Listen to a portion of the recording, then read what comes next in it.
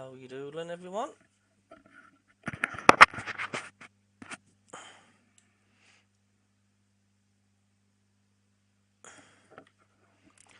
Hello, Telly. Connor, I'm saying 2-0. We need a win, don't we? We need a good performance today. Like, I've been a bit fed up with the last two games, like, haven't we? How you doing, everyone? I couldn't give a shite about Alex Neil, to be honest with you. I just want Sunderland to put a professional performance in, to be quite frank. Hello, Telly. Connor, I'm saying 2-0. We need a win, don't we? We need a good performance today. Like, I've been a bit fed up with the last two games, like, haven't we? I'm expecting. I couldn't give a shite about Alex Neil, to be honest with you. I just want Sunderland to put a. Excuse me, to be quite frank. I'm expecting a decent crowd at the stadium, like, as well today.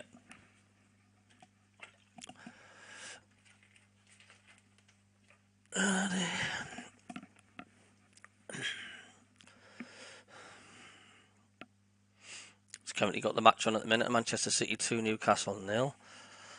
They're going through a purple patch at the minute. Just had a productive day today, washing the cars, hoovering the cars, get them out the road. My taxi's got to be clean.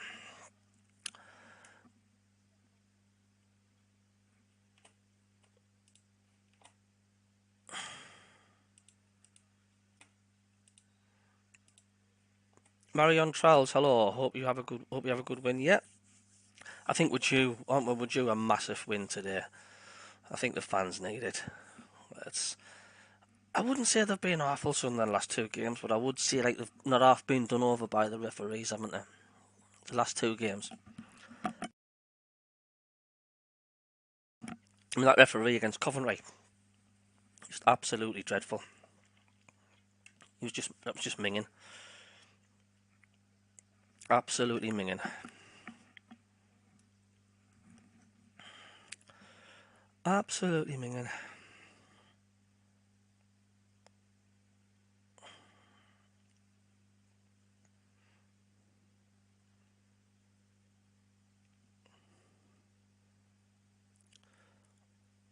So should be getting some audio commentary through, but it's not coming through yet, so we'll just have to wait and be ready when it's ready, I guess.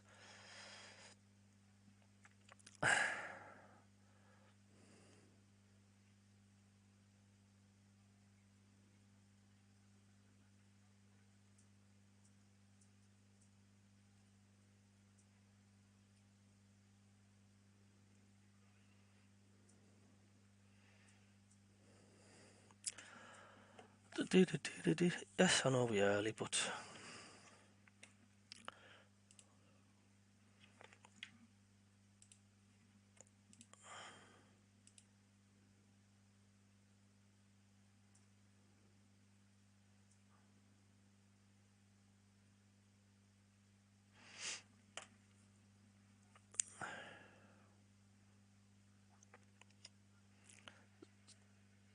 let's see what the team uses today.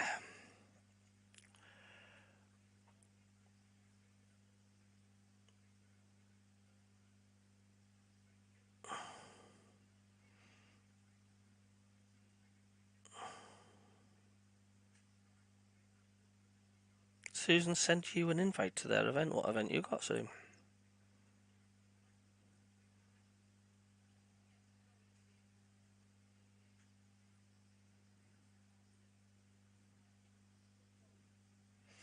David Stevens, how you doing, mate?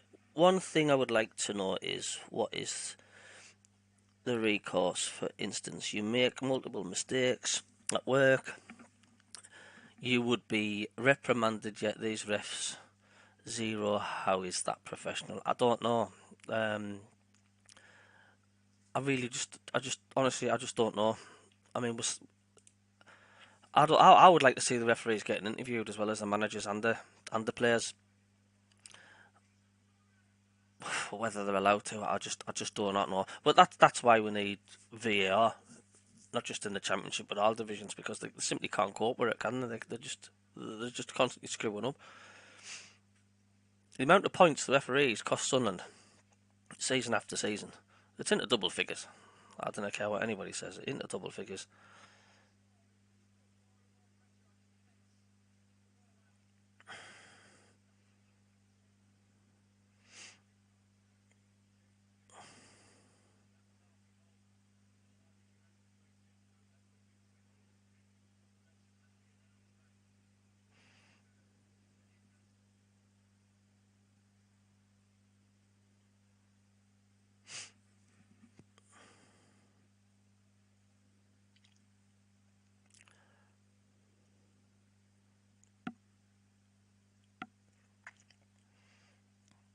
Got a guy holding up a banner, no to digital season tickets. Sunderland are wanting to go digital for the tickets.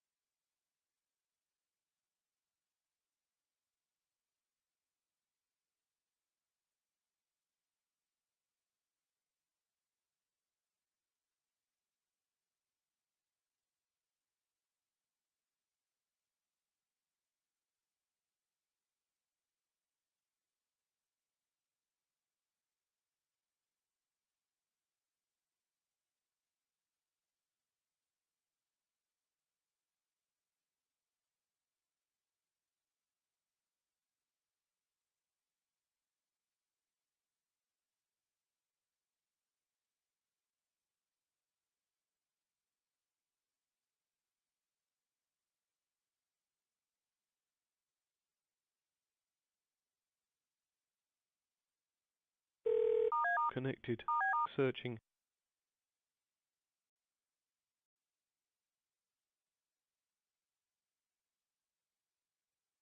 Framed. From this free kick. Could they go for goal from here? Trippier. He has gone for it, and Ederson makes a save low down by his left-hand post. It was accurate, it was on target, and it needed saving. But Ederson probably feels it's a comfortable enough stop. It took a nick on the way through, and it's the last touch of the match, and Newcastle United are beaten. 3 defeats in a row in all competitions. First time that's happened in almost a year, since April. And it is a 3rd Premier League loss of the season, but a game, John Anderson, in which they had opportunities, and some really good opportunities to score as well at key times that they couldn't take, and they end up being beaten by the champions by 2-0. It's all about taking your chances, especially at places like this. You know, you don't get too many. We had a couple of real clear-cut chances, didn't take them, and you end up paying a penalty because you know they will get chances, and they put them away. I mean, the first one's a little bit unfortunate. Botman, deflection, nicks it past Pope. Second one's a good finish, good move, but giving it away in bad areas of the pitch. You know, but we had chances. You've got to take them. If you don't, against the quality that they've got, you're going to get punished, and that's what happened. Overall, the performance between the 2 penalty boxes. It was all right. It was okay. It was decent. Competed, went and had a go. But we can't buy a goal. You know, we're finding goals difficult to come by. Yet again, you can't question the desire and the commitment. It was all there. It's just that lack of quality in front of goal at this moment in time. Last couple of thoughts, Ando, as the players go to the away fans and applaud and say thank you. And most of the 3,000 who made the journey here have stayed. A lot of black and white scarves are being held up, and some shirts have come off and have been swung around in the air as well. We talked about Lascelles coming in. Gordon made his first start, was played in, had a good opportunity, but miskicked the ball. I wouldn't say he did anything wrong necessarily, but didn't really have an effect on the game in the final third in the way that had been. No, he worked hard. You know, he's got good energy levels. He gets up and down. He closes people down. The chance that he had, he was unfortunate. Kicked to his right foot onto his left. Lascelles, I thought, did well at the back. You know, enjoyed the battle with Haaland, who's a big, strong boy. You know, he's come in. He hasn't played a great deal of football, but he did okay today. Others. Well, the substitutes, I mean, Isak and Willock and Murphy. Isak. Murphy couple of quality balls played in that we couldn't get a touch on. Isak was lively, busy. Bruno, you just wonder whether that ankle is bothering him or not. He doesn't look like he's 100%. Dan Burn against Foden. Foden was electric. He was brilliant. Deservedly got man of the match, but look, it's all about chances. It's all about taking those chances. They took theirs, we didn't take ours. Maybe some of those substitutes have put themselves in the frame for next weekend against Wolves and Nottingham Forest before the international break at the end of the month. Joe Linton won't be able to play in those 2. He is suspended now for 2 matches after receiving a 10th booking of the season.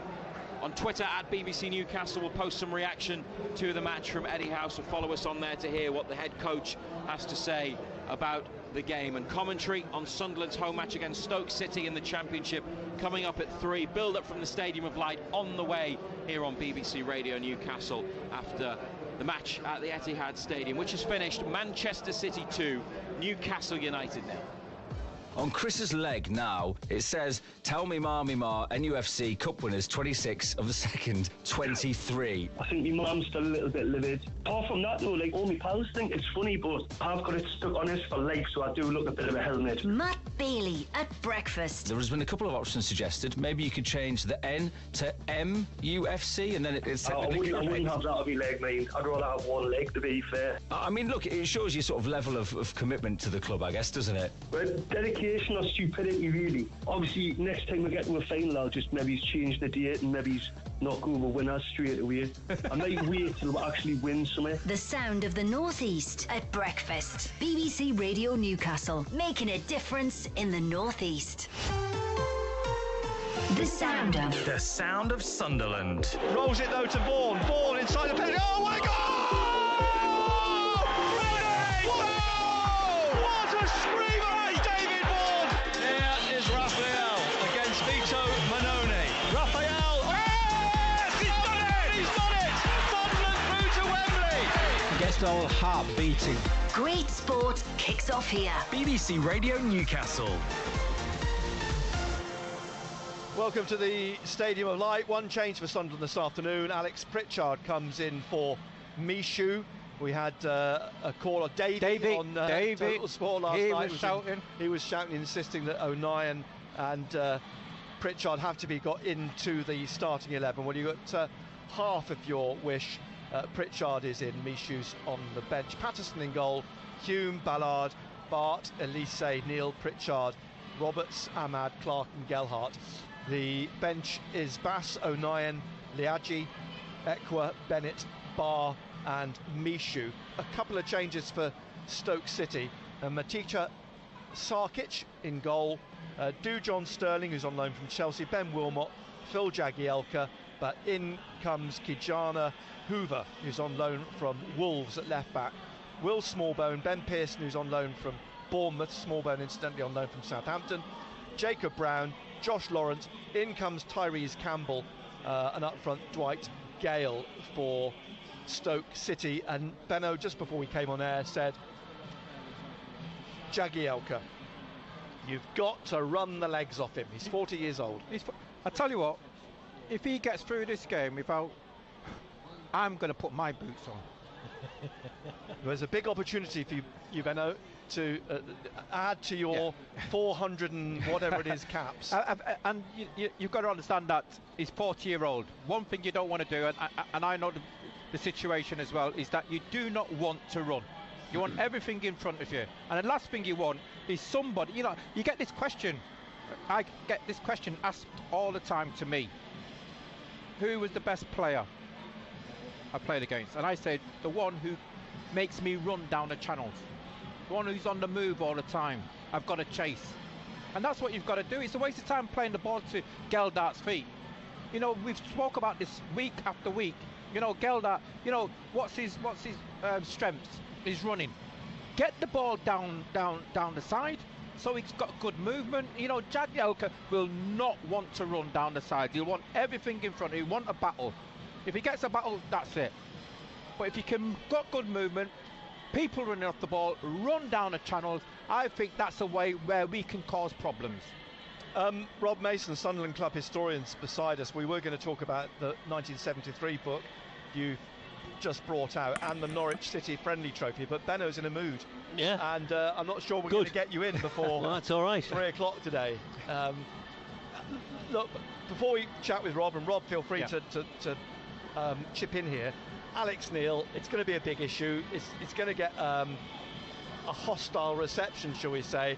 Sunderland surely today, their concentration has got to be on playing the game and not get wrapped up in all that noise. And that's something which, Alex Neil will be saying, yeah, he can take that, because all of a sudden, because the supporters will be focused on him and instead of the game. And what we've got to make sure is that we are not playing the occasion. We've got to play the game. And, we talk about it's going to be hostile. Nick, if we can go back years, some of the places we played at, teams we played against, players, we used to get that week in, week out. When we talk about hostile, some of these don't really know what it's like. Yeah, I couldn't agree more with Gary. We've seen it in the past when Joey Barton's come to Sunderland and people have been too obsessed with Joey Barton instead of the game. Alex Neil today will be the pantomime villain in the eyes of many. Fine up until kick-off. Once kick-off comes, concentrate on the game, concentrate on taking the 3 points. Because Alex Neil did great when he was at Sunderland. I think that's why people were so upset that he left, because he had been doing so well. That's history now. Tony Mowbray is the man that matters now. Everybody's right behind Tony Mowbray, and deservedly so. But with Alex Neil, I think first of all, you don't forget that in fact he did brilliantly to get Sunderland promoted last season. But then he walked out for whatever reasons. He walked out, chose to go to Stoke. That's his prerogative. It's the fans' prerogative today to give him some stick if they so desire.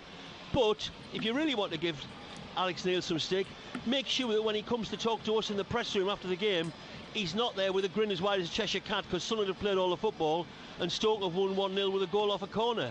And looking at what Benno was saying earlier about the kind of battle that Jagielka wants and the kind of ball that Gelhardt wants, well, I was talking to people earlier on today, and we're talking about Pritchard being on the side now. Unless there's going to be a surprise, there's going to be a change of shape, we're thinking Pritchard's going to play in a deeper role alongside Dan Neil, so he may have a little bit less opportunity to do this, but the kind of ball that Pritchard will play to Gelhardt is exactly the kind of ball that Gary's describing he wants him to have. That's exactly it, isn't it? I mean, that's what Tony Mowbray's been talking about this week. It's getting in behind. He needs someone with Marion pace. Travels. It's that lovely ball cat. Playing it in behind the defender. You know, we've said it week after week, haven't we, Nick? Is that you need runners. Sweep. That's what you need. You know, he going forward, Sunderland and teams, teams which watched us play, we're a good footballing team. Good footballing team, play in front, but we don't do anything behind. You know, we've got to play our way through. We've got to have 10, 20 passes before we actually get to the 6-yard box or 18-yard box.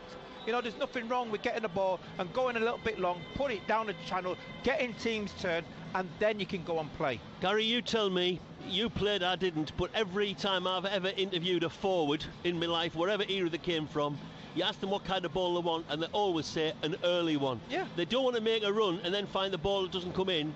They want an early ball in. So once you get into the final third, I like the ball to be delivered. If the ball's not a good one, it gets cut out, fair enough. But if over the course of the 90 minutes, you put 20 balls in like that, the striker's going to have the opportunity to get on at least the end of some of them. You're right there, Robert, and I tell you what will happen here. If you put the first ball in the channel and Jagielka has to run, you know what he'll do after that?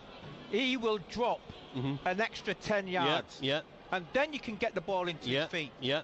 You know, because one thing he doesn't want to do is run that extra 10 yards. Well, so he'll drop 10 yards and say, right, I'm not going to do that, because he's got the legs off me. You know that, I know that. I'm absolutely certain Tony Mowbray, not least the fact he was a centre-half himself, will know that. Time to shoot and on I'm sure that's what the players team. have been drilled to do. It's a question if it wants to cross the white line during the course of the game, whether they manage to stick to that game plan. I'm absolutely certain that'll be what will be in the minds of the coach and staff this week. We'll see if it comes to fruition. Very quickly, before we talk about 73, if we look at the last 6 games that Stoke have played, 3 defeats were all 1-0. 1 draw, 0-0, 2 wins, 3-0 and 3-1. There's a pattern there, isn't there? I mean, Sunderland have got to get the first goal. If they score that goal, the chances are, looking at that pattern, they'll win the game 1-0. Yes, definitely so. But again, you know, you look at going forward, we've got to create more chances. It's as simple as that. You know, okay, Gelhardt a forward or not a forward, but also what we've got to do, we've got to create the chances, and you've got to start the game right. You know, we talk about if you don't start the game right, it becomes a hard game. And we look at the game last week against Coventry, we were sloppy. You know, straight away you've seen the, shall we say, the body language of Ahmed, sloppy. You know, and that's not right just there, him, like, but there was one or two other too players. slow, you know, too we give long. the ball away too easy. And then to get what we've said about the referee, by the time we get 5 minutes, you know what we're either the game 1-0 or 2-0 down, which is we've got too much to do. Stick it right Alex Neil's hoop today, lads. That's very well punted. Moan and roll about and whatever and say it's a free kick. It's not. Yeah. What we want is a fast-paced game. Stoke will not want a fast-paced game. When the ball's dead, as far as the referee will allow us, we've got to get it stone dead and take quick free kicks and throw-ins quickly and not let Stoke break it up. But this is nothing new to Stoke. Let's face it, over the years, more often than not, games against Stoke have tended to be of this kind of nature, you know, sort of they're likely to be a stop-start nature, and that's what it could be today, rather like the Reading game where I think we took till the 84th minute to get the only goal of the game. All that matters is come the final. How are you doing? You're beating it past flops. Shut up. But it's easier said than done. However it happens, whether it's a 1-0 win, a 3-1 win or whatever, as long as we win today, everybody from a Sunderland point of view at least will be happy, even if Alex Neil isn't. Excellent. Now, talking of 1-0s, 50 years ago. Proper experience link that was, Nick. Sitting in front of you is... read the script. You know, I spend all week working on working that one out. And you've got a lovely glossy hard book in front of you, 73, 50, at 50, 73 at 50, a celebration of the 50th anniversary of Sunderland's fairy tale 1973 FA Cup triumph. And it's a lovely piece of work. I mean, there's some... What is nice about it is there's some great interviews in there, but there's some lovely interviews from opposition players of the teams that Sunderland beat on the way to the final. This is just out. It's my latest official book. It's obviously all part of the club's celebrations and commemorations of the fact we're in the 50th season since the great 1973 FA Cup win against Leeds United. And in this book, of the 12 people who were in the lineup, including the unused sub David Young at Wembley, 10 of them are still with us. I've spoken to... Is that talking on the radio? That's... I've also spoken to at least one player, sometimes more than one. I don't know who it is. From all of the teams that we played throughout that cup run, right from Notts County in the third round to Leeds in the final. Bob Stokoe's only child, Karen Craven, has kindly contributed the foreword to the book and also supplied some of her dad's own personal photographs. So there are some rare and previously unseen photographs in the book. In the book, there's 144 pages hardback, mainly pictures, but a lot of text as well. And in the text, as well as me telling the story, I was enjoying watching the football show last night till Jacob ruined it with that bloody having about Preston again. What they did in later life. For all of those people I spoke to, as I say, there was literally 10 seconds left, and I thought, it's been a Preston-free show, and Jacob, just the softest of voice in the background, went, who's the Preston manager again? And then it ended. So it's a nice book to therefore browse through and just read what, Tony Towers, for instance, who scored against Sunderland and was sent off against Sunderland in the 5th round for Manchester City, and then it's came Mickey to Horswell, the to read 73 what Tony legend. Towers remembered as a Manchester City's point of view, or Jeff Blockley, who famously a lot of people slagging off the fact like Dan Neil started instead of 09. Semi-final. Jeff Blockley's memories of that, as well as Vic Hallam's, and so on. Eddie Gray from Leeds with regard to the final. All of the Sunderland players. And so I've let the quotes really speak for themselves, and certainly the people who've seen the book so far have been very, very positive about it. To say, if there's a lot of pictures in the book. It really is a picture-led book, this one. Not a dense read, but a lot of information in as well. And hopefully everybody what Sunderland need to do is they need to just get out of the blocks. I mean, the last few games, they've just took them 55 minutes to start playing, and they've been either 1 or 2 goals down. But on the 50th anniversary, you can't keep going on like that. Fair enough, the referee's been awful. But I want to see us getting at the teams from the off, rather than letting the team dictate us. Everybody who comes to that dinner will get a copy of the book as part of the dinner. So it's going to be a big celebration, obviously, when it comes round. And I should also very briefly mention that tied in with this, later in May, of course, we've got the play, The Sunderland Story, The Empire, which I know you know. Yeah. And which is largely going to centre around, at least the first bit of it, is going to centre around the cup final win. It's interesting, isn't it? If you think there's nothing more to be said 50 years on, there still is. I mean, it's we'll just give us a shout when you want us to. It's the greatest enduring legacy of that 73 final. It's not just the fact it's the enduring legacy from a Sunderland point of view. The FA Cup, as I regularly say to you, is the world's oldest footballing competition, as you know, and of all of the finals, the 3 big ones all ended in 3. 1923, the first ever Wembley final, the White Horse final between West Ham and Bolton. The 1953, the Bolton 3, Blackpool 4 final. Ironically, I always think, with all due respect to Sir Stanley Matthews, known as the Matthews final, when South Shields born Stan Mortensen scored a hat-trick in that game. And the 1973 final, when Sunderland became the first team since 1931 from outside the top division to win the cup, not only beating Leeds, who were, if you like, the Manchester City of the time, but we'd beaten Manchester City and Arsenal as well, who were again 2 of the top teams in the country. So it was a fairy tale. Remember that when that cup run started, Sunderland were 1 point out of the relegation zone in the division we're now in, and they didn't just beat 3 of the best teams in Europe. They thoroughly deserved. There was no fluke about it. It wasn't getting a 1-0 and hanging on. They took those teams on. The Manchester City game in particular, and the Arsenal game in particular. And Arsenal were bidden to become the first team since the 1880s to get to 3 consecutive finals.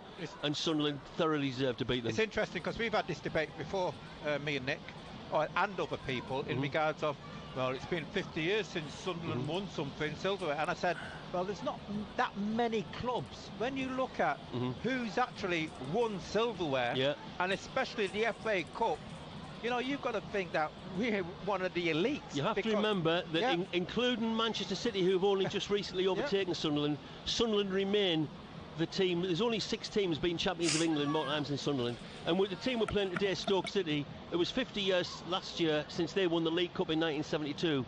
That's the only trophy Stoke have ever won. Who scored? George Easton. In the Stoke, they beat Chelsea, didn't they? I don't think it was George Easton, but I don't know. It's funny because I just was listening to some of the names which was reeling off there. Jeff Blockley. Jeff Blockley, indeed. And now a lot of people will be thinking, who? Yeah, you well, know, you just mentioned Eddie Gray, and this is the sort of conversation we have on our travels. We there again, we was travelling last week, and we were speaking to one or two of our colleagues. Bobby Moore. Well, and also about Jimmy Hill. Jimmy Hill, Nick Bobby Pickering. Moore, and your brother. And you're thinking, they didn't know. You haven't got a clue. Yeah. They didn't even know that Dave Bennett was my brother. That was the most alarming one. That was you know, the look on your face, honestly. You know, and you just think. Well, obviously, with all due respect to Coventry City, obviously Coventry beating Tottenham in 1987 when Dave was a star player in that team, and Nick Pickering was a part of that team of Coventry as well. And there was the Keith Houchin diving header. Correct. That's another great FA Cup final, and one of the great FA Cup finals. But for me, the 3 that stand out are 1923, 1953 and 1973. In terms of the whole history of the competition, I'm not just talking Sunderland history there. And I realise most clubs, you know, have had their days in the FA Cup final where they've had the great times. Obviously Newcastle in the early 50s with three triumphs in the first part of the decade. But in terms of the public consciousness, the national consciousness, I think it's the White Horse final, the Matthews final, and the Monty Save final. Great. Now we're going to quickly move on because we're going to squeeze in Tony Mowbray before 3 o'clock. I'll just end the cup final talk that 2023 is obviously going to be Grimsby Town upset Manchester United, and that'll be another anniversary that will be. Go on, the mighty Mariners after their win at Southampton. Harry the Haddock. I saw you earlier in reception clutching a cup. Yeah. Looking a bit soiled and rusty. Yeah. Was that the cup on me? I couldn't possibly comment. And you were revealing that actually that is the friendly trophy, which you'll be returning to Norwich City next weekend after a little clean. Yeah, well, because we were talking about this in the week. Is the trophy still played for? Is it still a award? For those that don't know, it stems from the 1985 League Cup final, the Milk Cup final, which Norwich beat Sunderland 1-0 at Wembley. Another 1-0. It was an era when there was a lot of trouble at football games, a lot of trouble. Remember that when we'd won that semi-final that year, we scored at Stamford Bridge in the second leg while a police horse was actually in the penalty area. That kind of trouble. And at Wembley, there was absolutely no bother between Sunderland and Norwich. The game was dubbed the Wembley final, the friendly final, and ever since then, when Sunderland and Norwich have met, we've played for a trophy called the Friendly Cup. Now, Norwich should by rights have it because they won here earlier in the season. However, as I was in Canada at the time, nobody else thought to get out of the cupboard and give it to them. So I came down early this morning from my home in Scotland, before things got busy with the players coming into the foyer, took the cupboard out of the cabinet. I've made arrangements with people at Sunderland and Norwich for it to go down there next week and for it to be clean because it does need a polish. And I'm hoping we'll bring it back. I've given everybody a reminder that if we win next week, bring it back, give it to me, it'll go back in the cupboard. Don't even take it out of the car. So Friendly Cup, that's for next Saturday with Norwich. And Sunday, next Sunday rather, next weekend. Excellent. Going to move on. Rob, thank you ever so much. Cheers, all the best, lads. Rob Mason, let's hope for a good result this afternoon. Yes, let's hope for another 1-0 this afternoon. Now, let's hear the thoughts ahead of kick-off of the Sunderland head coach Tony Mowbray. Tony, you talked about it's been a relief in a way not to have a game midweek. Does it feel like a pressure valve, and the intensity of the last month and a half has suddenly that's been released, and it's almost another start again after a mini break, if you like? Yeah, so I think the last 2 results have made it feel like we needed a break. You know, if we'd have kept getting positive results, if we'd have won at Rotherham and Coventry, you know, it wouldn't have been such an issue. I don't think, because you can keep rolling on the adrenaline, and yet on the back of some defeats, I think it's been good to take a breather. I know people sometimes say after a defeat, get the next game really fast because it gives you a chance to get out of your system. But I do feel as if we have been on the road a lot. We've seen to be a lot of away games, in London, the Fulham game, the QPR game, the Millwall game. Seem to be on the road a lot. I think it's just allowed us to take a breather, to reassess a few things, and hopefully it'll feel like I know we've got an international break coming in a week or two, but it feels like we're going into a run-in. I don't know, I'm sure, is it 12 games? We've got to focus on them. And actually on my board in my office I have like a monthly planner. The month looks really tough, I would have to say, with the fixtures we've got coming. But but we should look forward to them. Tough fixtures. We've had tough fixtures, and we can find a way of trying to compete and win football matches if we can. So let's look forward to it. Let's enjoy the challenge. Starting with this weekend, obviously Alex Neil coming back with his team, he's going to have them really fired up. We have to be ready for that, that confrontation. But we have to play our football, and don't forget that how we play, and and we should look forward to the challenge. And then after that, we look forward to all the challenges against the teams at the top end of the table. The likes of Norwich and Sheffield United and Burnley, all on the horizon for us. So we'll have good preparation time for them games, and then we'll see where we're at. The last couple of games perhaps have illustrated what the opposition teams are doing now to negate what you do. I mean, stopping Pato playing out from the back by pressing high up to the edge of the penalty area and so on. But speaking to Dan Neil after the game at Coventry, he's saying there's no real reason why you should sacrifice the good football you're playing to try and find a way of combating those sort of tactics. Where is this the conundrum you've got at the minute? You want to continue playing some really, really good football. It's really attractive to watch, at the same time as to try and find those ways of getting the ball in the box, getting Gelhardt to score goals and so on. Yeah, so we have tried. We've talked a lot about that. When teams do push lots of men up against a high press right on the edge of our box, and so if we're going to play and there's 6 men ready to jump, and I think Stoke will do this at the weekend. They'll play a really high press, thinking that they can nick it off us in that. At times you have to forget the way you play. I mean, in my mind, because I don't think we are Man City, or watching Brighton the other night. Brighton doing it against Stoke. I don't know whether anybody watched that game, but Brighton play at all costs in their box, and Stoke were really on the front foot against them. And yet, Brighton are an amazing team. How they found the way to get out. But if they'd have lost the ball once or twice around the edge of their box and Stoke had have banged it in the net, everybody would have been saying, "What are they doing? This modern day football where you're building up from the back and we have 10 passes before you get out of your box." It's football's a balance, and so we try to play with a balance. We try to play low risk building from the back, really. And if we have to hit a diagonal onto Adji, who pushes up at left back higher, or the other side onto Trey, who's got a great spring, we can play over the top of the press into our full backs if we want. And so that's how I'm telling you our trade secrets on to the world. But it's not really, because a lot of teams, unless you have the world's great players, you have to decide how high a risk do you want to have control of the game, and so we're trying to get that balance right. And so sometimes we do play a little bit longer when we feel it's right to, and it's all part of the education for the footballers, really. So if Dan Neil, for instance, who you were talking about there, ever goes and signs for Manchester City, I'm sure Pep Guardiola, if he's still there, will demand that they still play in their box and still play short, and you still come for that ball and accept it and take it in really tight areas.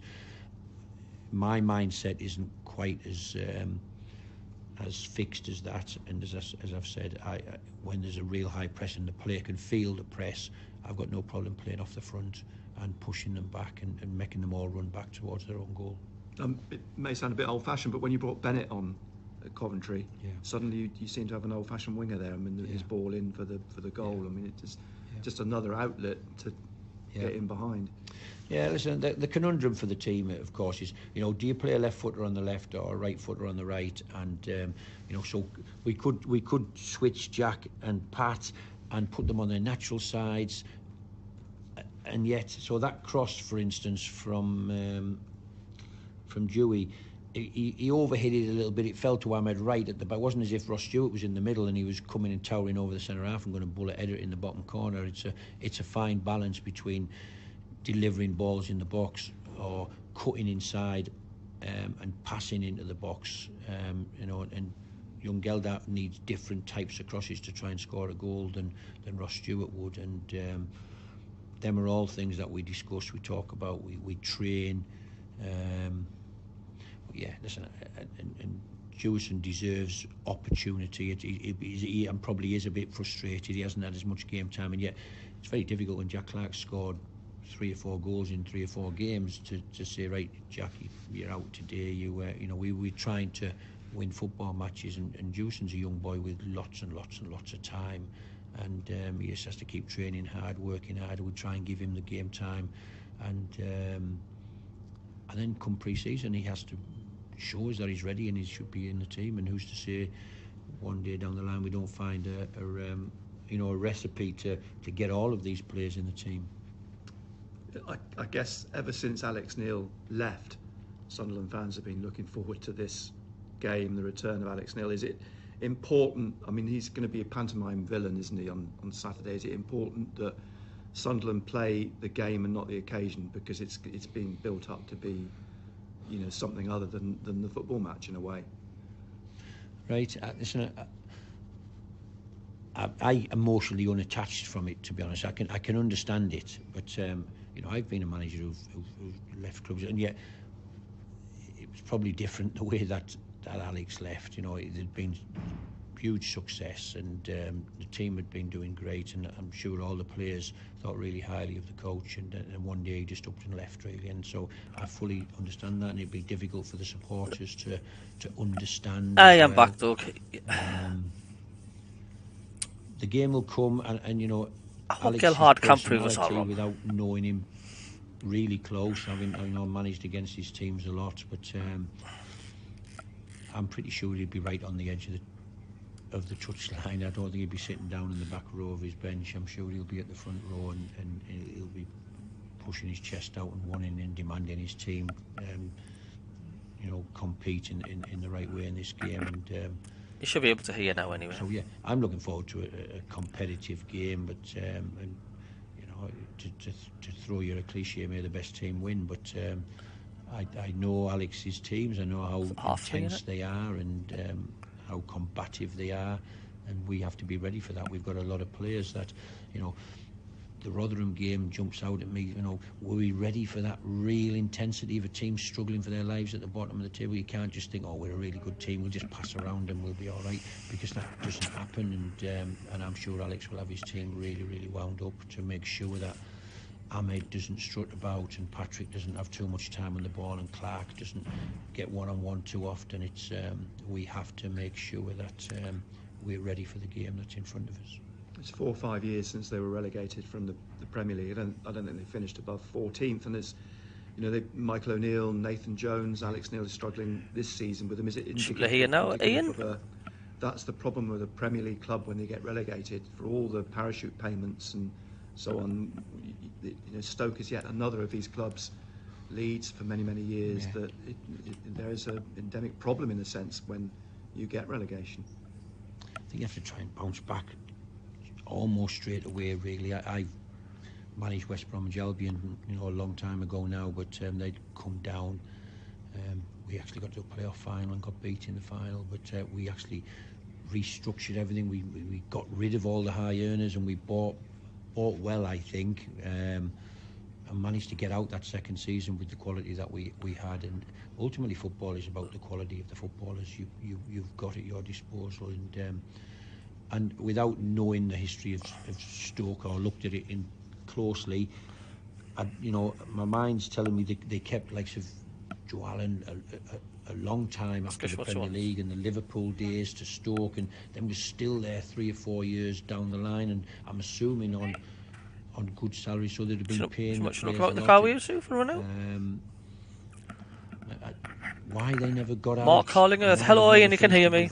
Mid-table. I'm not really sure. I think there has been support. It appears from the outside looking in, support financially for the coaches of the teams. I always know it's a tough place to go, Stoke, and yet there is a big expectation from their supporters that they play with the intensity of a Tony Pulis team, where they were really, and Crouch was up front and Delap was throwing long balls under the crossbar, and it was so hard, and it was always seemed to be windy and cold, and they built up that almost narrative of how hard it was to go to Stoke and get a result there, but that seems to have disappeared a little bit.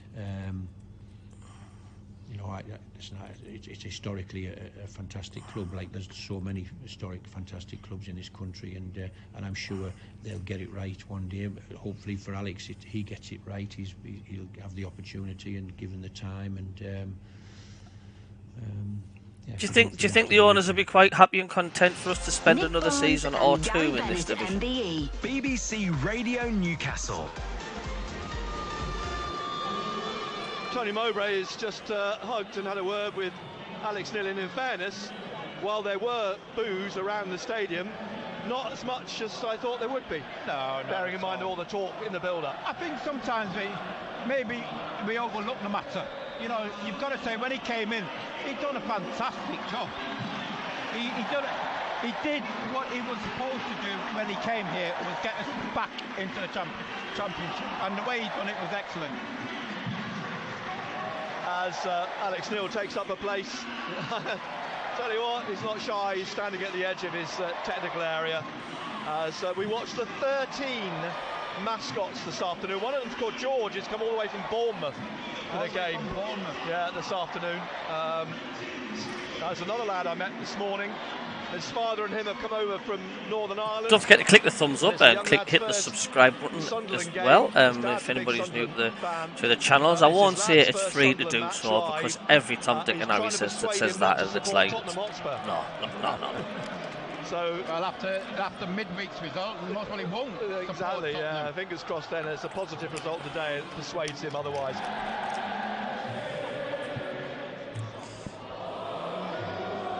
They're still doing that, taking the knee, freaking out.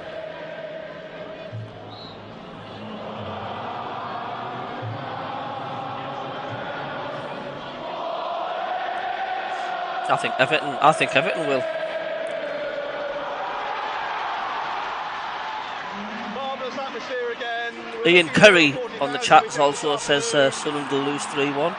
Passion Wearside, that was the banner that was held up in the Roker end before kick-off. Jeremy Simpson's the referee in light blue, Sunderland in their red and white stripes. Get us underway. They're defending the north end of the stadium in this first half.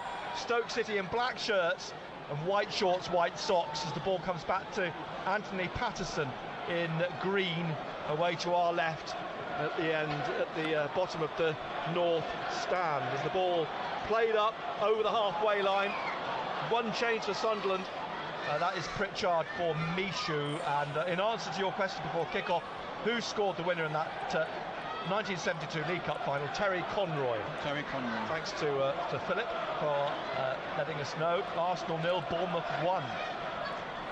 And the first minute of their game this afternoon in the Premier League. Bart back to Patterson, who drives this up over the halfway line, down the right, looking for Hume, looking for Ahmad with his header, but Ahmad's done well to dig this out on the left-hand side, and he's lost it and won it back. He's cut in and intercepted, and Pearson's brought him down, and Pearson being spoken to firmly by Jeremy Simpson. Pearson is on loan from Bournemouth, ironically. He should have got a booking for that. As Ahmad was away, wasn't he? VAR turn it round, yeah, watch. On his way, Ahmad, if you like, towards the edge of the penalty area, free kick. 25, 30 yards out. I believe the referee's from Preston. I don't know if that's true or not. Patterson in goal, Hume, Ballard, Bart, Elise, Neil, Pritchard, Roberts, Ahmad, Clark, and Galhart is the starting lineup for Sunderland. Sarkic, Sterling, Wilmot, Jagielka, Hoover, Smallbone, Pearson, Brown. Can you ban that Davlet? Can you spell that Dav, please? Just ban that Dav. You've just mentioned it. For Stoke City, it's a good 30 yards out. Actually, it's on the right of central. We always talk midfield. About the first set piece. It's got to be a quality ball in. So Stoke holding a line just a yard or so outside the penalty area as we look down at the Roker end, and Pritchard curls it in towards the far side of the box. It's headed back down off bar. No boos. Fuck Alex Neil. Apparently, yeah, there's not been many boos at all for Alex Neil. Heads it across to the left touchline. It's just kept in by Neil. He's looking at it again and he heads it on. Clark gets a foot through it. Finds Gelhardt. Is trying to get it back to Clark down the left of the penalty area. And he's, in the end, won a throw as the ball pushed out by Wilmot, Ben Wilmot, on that far side. 0-0 then. Opening couple of minutes of the game. Quickly taken throw from Elise to Dan Neil. He twists and turns around one, then two players, but it's won back by Laurent and played up towards Smallbone on the halfway line. He plays it across here to the left-hand side, and it's put out by Ahmad. Throw to Stoke. Tyrese Campbell, one of two changes made by Thanks for the thumbs up, thank you very much. And the throw on the left will be taken by Campbell. In fact, no, by Dujon Sterling, who's on loan from Chelsea. Back it comes to Sterling, and plays it back again to Jagielka. 40 years old now, Phil Jagielka. Plays it inside, just to his right. Wilmot back to Jagielka, coming up towards the halfway line. Again, played square. And it's Wycombe 1, Exeter 0 in League Full packet. 1. Wycombe I mentioned because Jordan Willis playing for them now, and of course scored an own goal last week, much to his chagrin, as the ball swept forwards by Bart. It's a long ball forward straight up to Sarkic, the Montenegrin, in the Stoke City goal. His father is a Montenegrin diplomat. He's the ambassador for the European Union. That's a true story. Is it? It is. Born in Grimsby, bizarrely, because that's where his father, I think, was based, or his mother. But yes, very high ranking. My teacher, Sarkic's father, and he is in a sea green kit. Fitting, I suppose, in one sense, for coming from Grimsby. Here he is again, Sarkic, driving the ball out wide on that right-hand wing, looking to try and get away on the far side. Aston Villa 0, Crystal Palace 1. But here's Wilmot in the centre circle as Sunderland got the ball back into the Stoke half, and now it's swept up straight to Trey Hume. He brings this down in front of Campbell, looking for Pritchard. It ran past him. And it's played into Pearson now in the centre circle for Stoke City. Back to Jagielka. To Wilmot again on the halfway line. Wide is Hoover, who's playing on the right, and Sterling on the left, the two fullbacks. Hoover, who's on loan from Wolves. Here he is again. Bournemouth result won.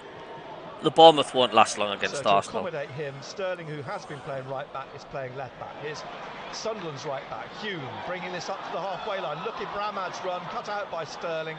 Played down the left to Tyrese Campbell, the former Manchester City youngster, but he's been at Stoke 6 years now, and the ball played into Smallbone, who drives it wide, well wide, sliding in towards the penalty spot, and a goal kick to Sunderland. I heard Birmingham have gone one up, but Wigan 0. Would anybody be happy with a point today then? So Patterson, and as expected, Dwight Gale and Smallbone were up at the edge of the penalty area, and it's forced Patterson to kick the ball long, looking for Gelhardt, but it's headed away by Jagielka. Here's Sterling on the left, and he's swept it on past Gale, and it's played back by Ballard to Anthony Patterson. Gale goes to close him down. Patterson drives this up again up into the centre circle. A slip by Wilmot, nearly let Gelhardt in, but he's managed to recover and get the ball behind him to Jagielka, who now plays it to Pearson, to Smallbone, and Smallbone out wide again then to Hoover. And he drives the ball into the penalty area straight at Patterson, who falls on it in front of Dwight Gale on his 6-yard line. And Roberts is playing in a different role, isn't he? Roberts is now out wide right. He's come out wide right, but Ahmed's been taking that role, hasn't he? Be happy with 3 points. A point is better than on his back nothing, at I the moment. suppose. Gateshead 1, Chesterfield 0. Free kick to Sunderland. Ahmad picks himself up.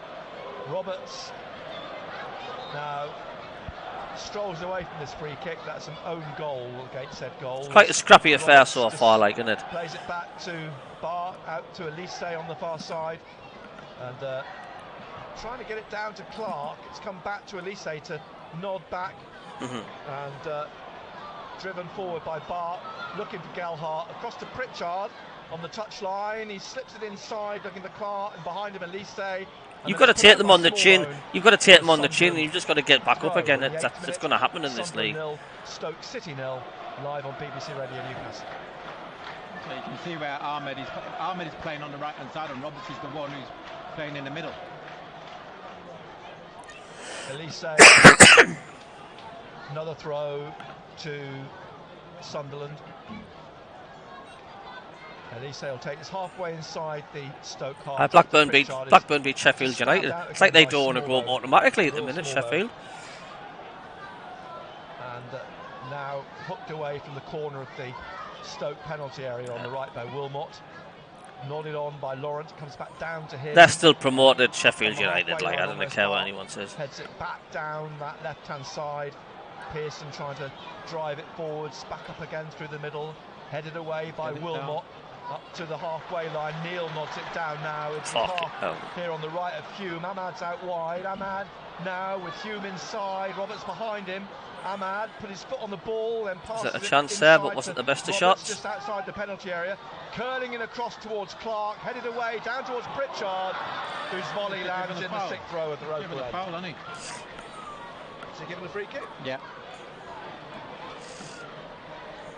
Keeper's got the ball, comes out with it to place it down. What was he given the free kick for? Must be a push from Clark, because the linesman didn't flag. No, it is if Newcastle. It's definitely going to be -5 if Newcastle get found out with their ownership. That's how many points they'll have. On loan at Birmingham City. He's on loan from Wolves this season to Stoke. I mean, they've got a number of loanees in their starting lineup.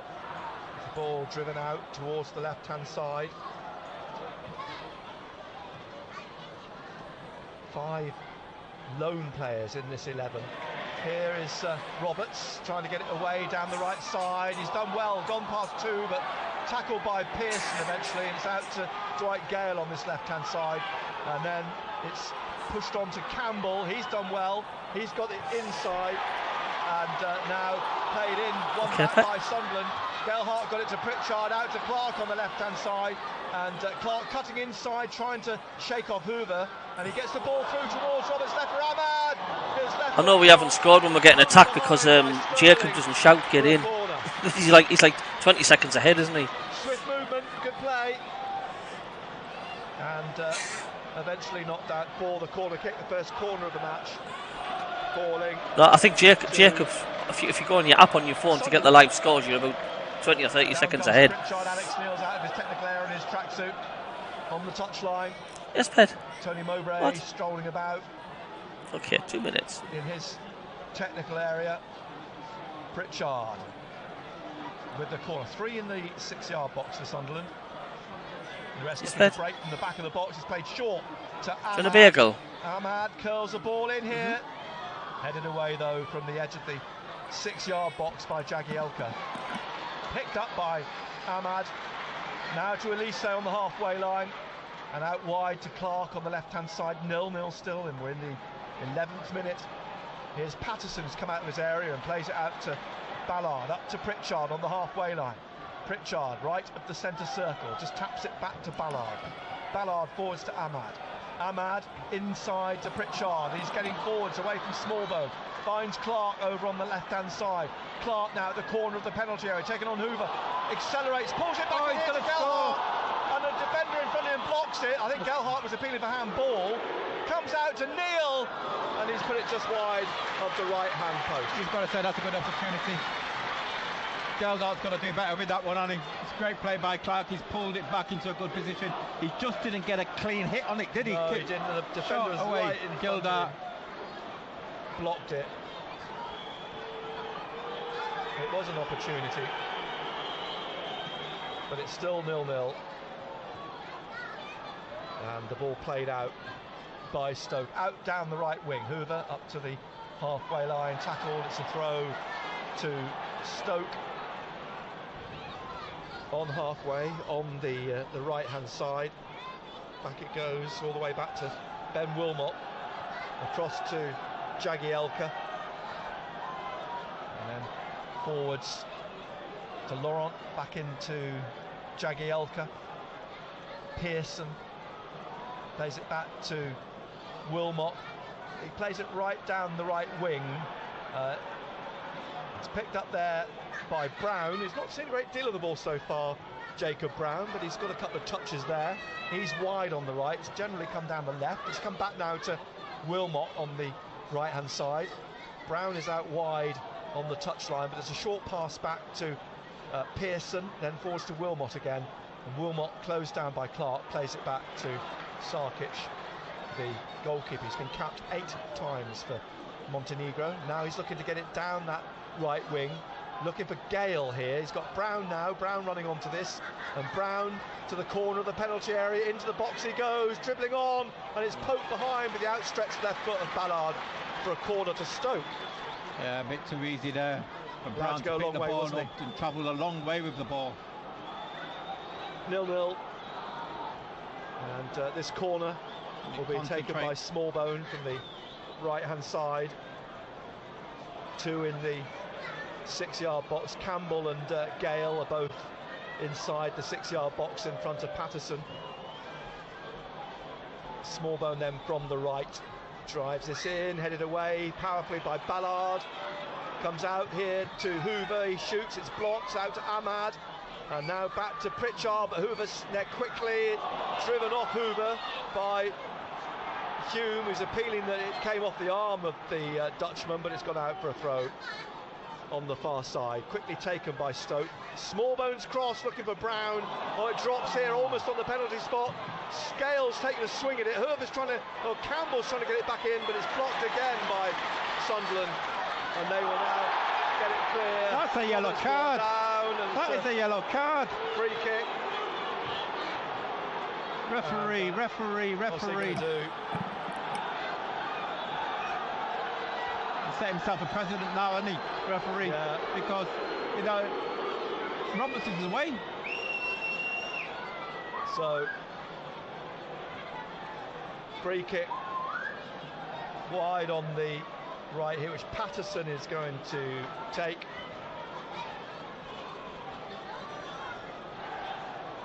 Everybody getting forwards here.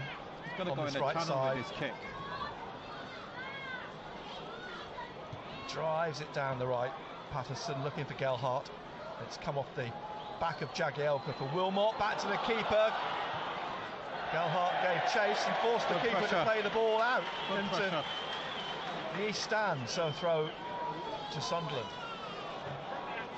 At least say forwards to take this just inside the Stoke half in the 15th minute. 0-0. Here's Clark down the left of central midfield in the Stoke half, still going, stabbed away by Hoover, and then pushed on here, picked up on the halfway line. Campbell trying to get away down this left-hand side. Gale chasing into the middle, but a block by Ballard at the edge of the area, and it's a throw to Sunderland. Lively old game. Fourth official having a word with Alex Neil. Campbell will take the throw to Sterling. Back to Campbell on the touchline. Dujon Sterling again down almost in the corner. He's got Ahmad on his shoulder. Ahmad's foot pushes it out again. It's another throw to Stoke City in the corner. And again, Ahmad stand there now on the shoulder of Campbell, and it's Ahmad who puts it out again, and Sterling will take the throw again. About 10 yards, 12 yards from the corner. He's over the top of Ahmad, drops on the left of the penalty area, which pushed back out to Sterling. Behind him is Pearson, and now into the edge of midfield. Jagielka to Campbell. Lawrence trying to get in here on the left of the box, 6-yard box, and it's clear behind. Ballard's hurt. He's gone down as Lawrence tried to pull the ball back, and it's a Stoke corner. Now, whether Laurent caught Ballard or whether the ball crashing off him has winded him. Played him with some force. But Smallbone is down here on the left at the north end of the stadium. 0-0 in the 18th. Is anybody going to go on? No. Is anybody going to treat him? It's not looking like it. At the moment, they're quite relaxed about the fact Ballard is crouched in the 6-yard box, looking a bit winded. The referee stood over him. And he's still crouched. He's obviously in some pain. Rotherham 1, Queen's Park Rangers 0. Pritchard's crouched down in front of Dan Ballard now and having a word. But, Brighton 1, West Ham 0. Ballard gets to his feet now.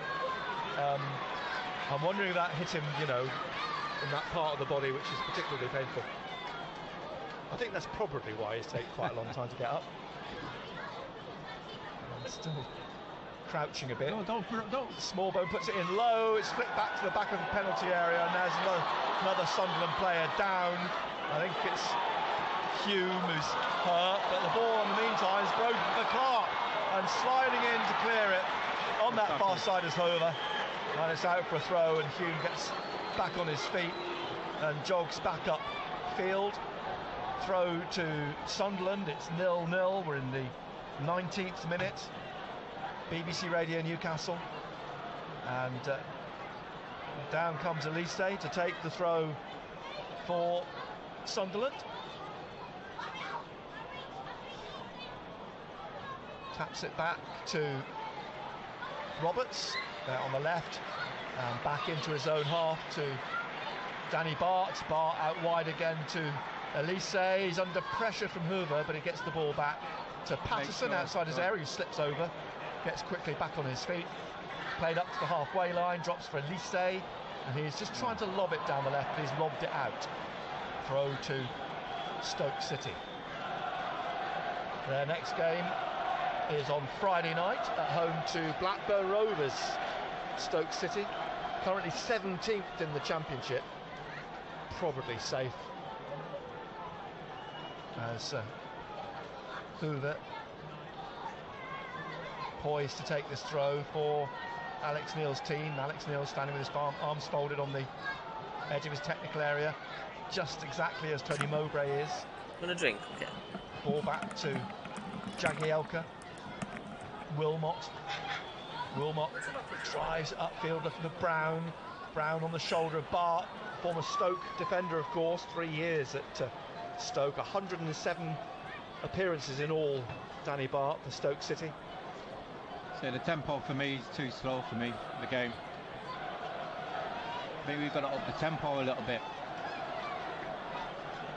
Throw Elise to take this down the line. Clark gets a foot to put it inside, but it's come back to the edge of the penalty area, and Bart out wide. Give it away again. It's given away. Pritchard trying to win it back. Now sliding in is Dan Neil, and he's penalised. Stoke players rolling around a lot, and on his back now, Jeremy Simpson straight in. And there's a huddle of players around the referee, Dan Neil being spoken to. But as yet, we've seen a couple of challenges which we thought probably would worthy of yellow cards, but no yellow card there here either. And the players is going to be treated. Allows the physios on. So we've got 6,000 people watching the channel now, so if you can hit the subscribe button and click the thumbs up, thank you very much. Jeremy Simpson, who was last in charge here of the 0-0 draw with Blackpool, and before that the 2-2 draw with Queen's Park Rangers this season. Millwall 1, Norwich 0. Sunderland's opponents next Sunday lunchtime at 12 o'clock. We'll have that live on BBC Radio Newcastle. And still waiting while the Stoke player gets treatment. It'll be a free kick to Stoke on the right side of midfield, halfway inside the Sunderland half, creeping up towards halfway through the first half. And was Neil shown a yellow card then? Yeah, I think he has, yeah. So the first yellow of the game coming in the 22nd minute. Neil picking up his 4th yellow card of the season. And again, it just means, early in the game, you're riding the game on the yellow card. It just makes it a little bit harder. It's Wilmot who's injured. He's sitting up now, receiving treatment. There's been no play for a few minutes now. A little clutch of coaches around Alex Neil, including, of course, John O'Shea, who is first team coach at Stoke City. There's 22 minutes of your life you're not going to get back in it. Still receiving treatment. Tony Mowbray's in quite a protracted conversation with the 4th official. And Alex Neil with the 3 coaches around him. And John O'Shea strolls back into the dugout. There's no wrong with him. It's helped up to his feet. And steps up and down a few times on it, and now will be ushered off the pitch on the far side, and it'll be a free kick then, which Smallbone will take for Stoke City. Last time these two sides met here was January of 2017. Stoke won 3-1. Sunderland's goal scored by Jermaine Defoe. It's 0-0 at the moment. We're about halfway through the first half. Smallbone will take the free kick. The defence lines up at the edge of the penalty area, 18 yards out. One player out wide as well. Smallbone clips it in, looking for Jagielka, heads it back down here, and Campbell's shot blocked. It wasn't the best, and it's Bart who hooks it right back up the other end to Sarkic, the goalkeeper. Middlesbrough 1, Reading 0.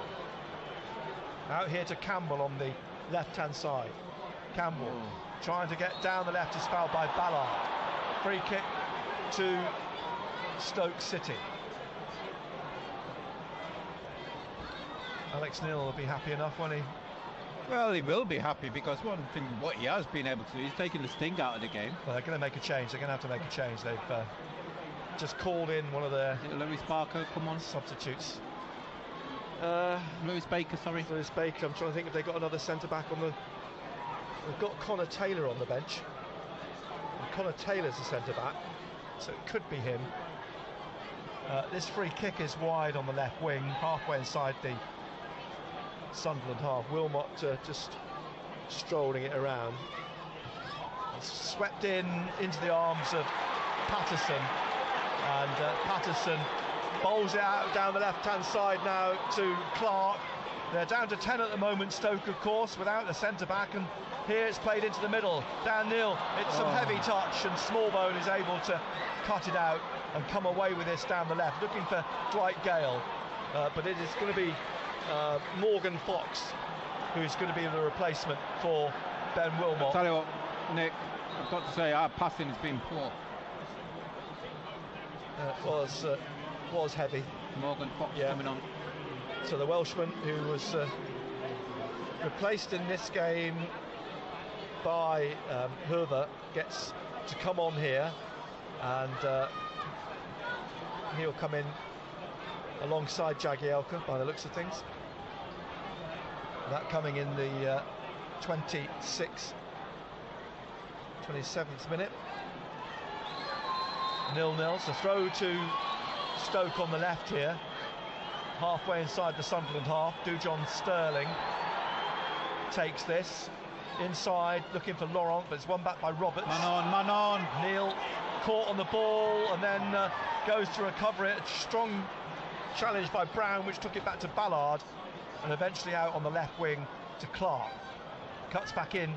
It's played rather heavily to Neil, but he controlled it, and he now passes it on to Ballard, and Ballard away down this right-hand side just pulls it back behind into Ahmad, and Ahmad inside in the middle to Bart in the centre of the Sunderland half. Up to Gelhardt on the centre spot. Pritchard, well, that looked like a foul.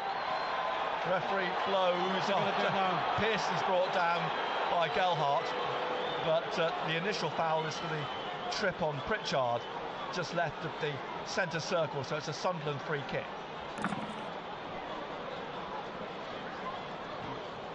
Pearson still on his back. Jeremy Simpson over the top of him. It's Sunderland 0, Stoke City 0, and it's going to be a free kick once Pearson gets up.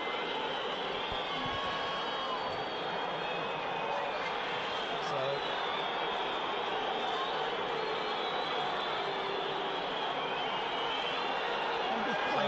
finally, he didn't want to get up, he doesn't get up. It's applauded. Right, finally going to get underway again here. Danny Bart will take the free kick, trying to get it away down the left to Clark, which it reaches Clark almost accidentally off Hoover, but it's gone out for throw to Sunderland.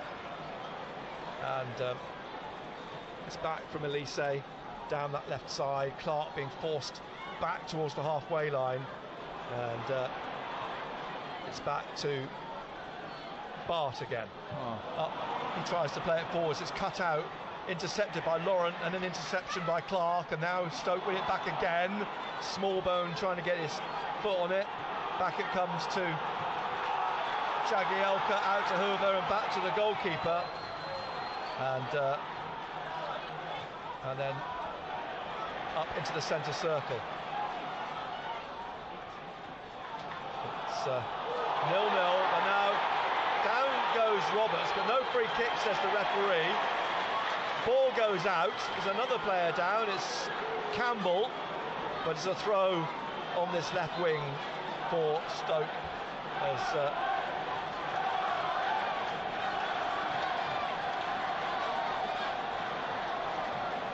the referee will have to get a grip of this game. He's letting it slip, isn't it, at the moment? It's niggly, innit? Yeah. So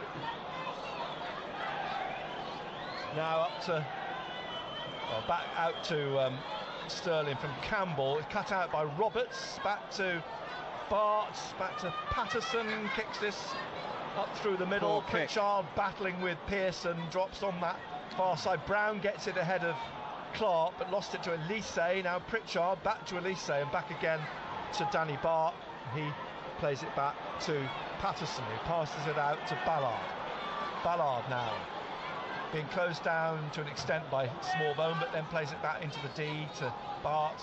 Bart forwards here to Dan Neil, gets it out to Pritchard, pokes it back to Elise in his own half still, squared inside to Bart, then into Patterson, and now to Ballard, and down the right wing to Roberts.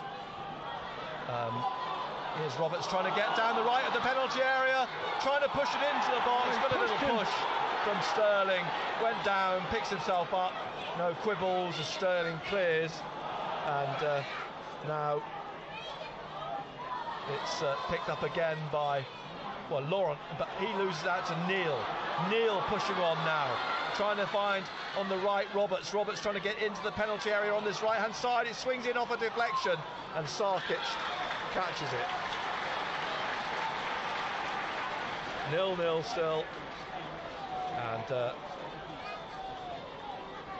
out then on the right through Jagielka to Hoover, and plays it back to Jagielka, across to Fox here, the substitute. Played half an hour, 0-0, and Jagielka, the 40-year-old, the veteran, plays it down the left, headed away by Hume, up to Ahmad, just inside his own half. Sterling on his shoulder, back to Ballard, inside to Bart, and then up into the centre circle, stretching for it Gelhardt. He gets it back to Dan Neil, and then back to Ballard. Huddersfield 0, Coventry 1. Bart through to Pritchard, short, quick ball inside to Neil in the centre circle, immediately closed down, but he comes out with the ball, plays it through the middle, but past Pritchard, and it'll be cleared by Fox, but he'll push it right back into the path of Hume, chasing back for this out on the Sunderland right, and across to Danny Bart as they build again from the back. Sunderland 0-0, and Ballard squares it to Danny Bart, and Bart to Elise, down the left again to Clark, closed down by Hoover, breaks for Elise, back to Bart, back again to Patterson, pushing it out from the 18-yard line through the middle to Bart. Give it away straight again at Laurent. He's trying to find Smallbone. There's a break on the left from Campbell. Campbell swings the ball into the 6-yard box, but Patterson falls on it, making the save. And out quickly now, up to Gelhardt, but he needs some support, he needs some help here. He's in the centre circle and he's lost it. There's certain inevitability about that. Smallbone got it off him. Comes back to Fox, and now out eventually to Laurent, and he's maybe played it, looked like he might have played it a bit short to Fox. Ahmad was closing in, but Fox has got the ball out here to Sterling, leaves it for Campbell on the touchline inside the Sunderland half, and Campbell trying to get in between Hume and Roberts is adjudged to have been fouled, says Jeremy Simpson. Down went Nick Campbell. You know, you get a feeling of this game, Stoke are growing into this game, they're getting a little bit more confident. We've struggled to string two passes together, and you could just feel that they'll sneak a goal.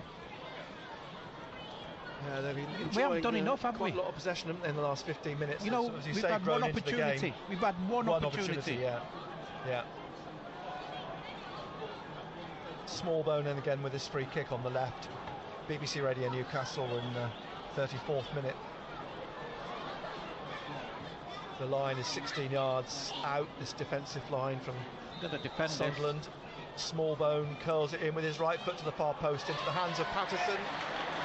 Caught that cleanly. You know, look at us jogging out. You know, we've got to raise the tempo.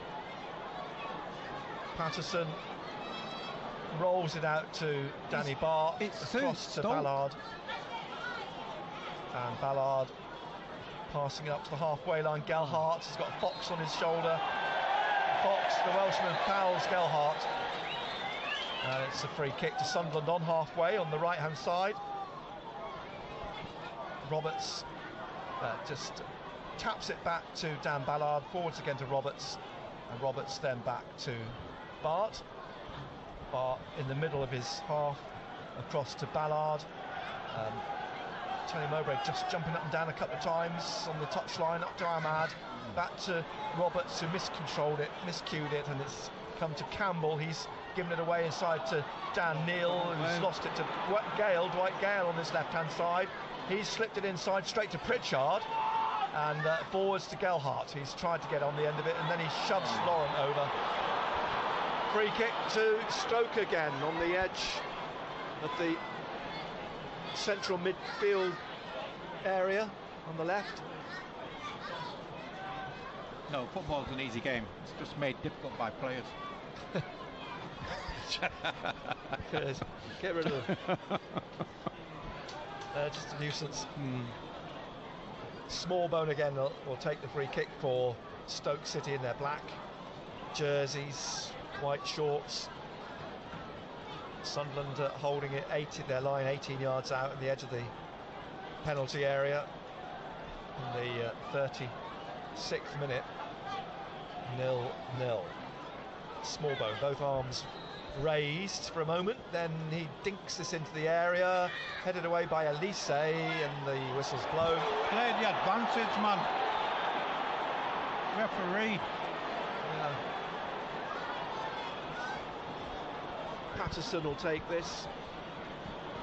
And it just goes to show you what a poor game it is, because we're speaking more about the referee than the game itself. Yes, again, one of those afternoons. There's Ahmad on the right here, trying to tap it into the path of Hume.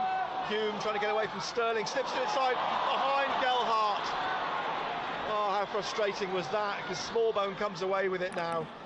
And, yes, Mad Mackham, it's not the best of games, mate, to be honest with you. Looking for Smallbone, but won by Neal. Forwards to Pritchard. Pritchard now, he's thinking about an option, finds Roberts at the edge of the centre circle, out to Hume on this right-hand side. Hume pauses, taps it back to Roberts. Pritchard inside, here's Pritchard, back to Roberts behind him, quickly closed down by Laurent, he has to stab it back to Ballard, and now Bart in the centre circle. And forwards to Gelhardt, who's come right back into the centre circle. Lays it off again to Bart. Bart drives it now, looking for Ahmad, but Sterling heads it away, out towards the touchline. Campbell nods it down. Hume will pass it back to Roberts. And Roberts now through, looking for Gelhardt. Now he's done well here. He's rolled off the shoulder of Fox, gets the ball to Clark on the left of the penalty area. Clark now trying to work it in on the goal line, hooked away in the 6-yard box by Jagielka, put back in by Elise, appeals for handball by Sunderland. Alex Neil's going spare in front of the fourth official, but Clark has it again now for Sunderland. Now trying to get on the end of it. Pritchard goes behind for a corner. Not quite sure what Alex Neil was getting so angry about. Carlisle 1, Harry Haddock 0. Harry Haddock. Carlisle 1, Grimsby 0. Pritchard with the corner then at the Roker end. Their second corner, Sunderland. Can they make it count? 3 at the back of the box. Hume, Ballard and Bart. 2, 3 in the 6-yard box. It's curled into that area. Sarkic punches it out, and Elise will run onto this down the right and taking it into the centre now with his left. Curls it into the penalty area. Sarkic goes for it, tries to punch it. It's cleared away as it's heading towards an open goal. And now the referee stops it for a head injury. Hoover, I think it has gone down, is it? Millwall 1, Norwich 1. So another stoppage here. 6-7 minutes from half time. Plenty now heading for the It's a good excuse for the supporters to head out. Pouring out, aren't they? Oh. Flooding down to the concourses. They're not going to miss much, are they? No. 0-0 as we approach half time. A good 5-6 minutes, as I say, before we get to the break. Treatment being applied to, I think it's Hoover is down. So everyone's standing around again, waiting to see what develops. A reminder, Total Sport back on Monday, 6 o'clock, when we're analysing what's been going on over the weekend in the games involving Sunderland and Newcastle and elsewhere, the Falcons of course, Gateshead. Hoover's up on his feet, and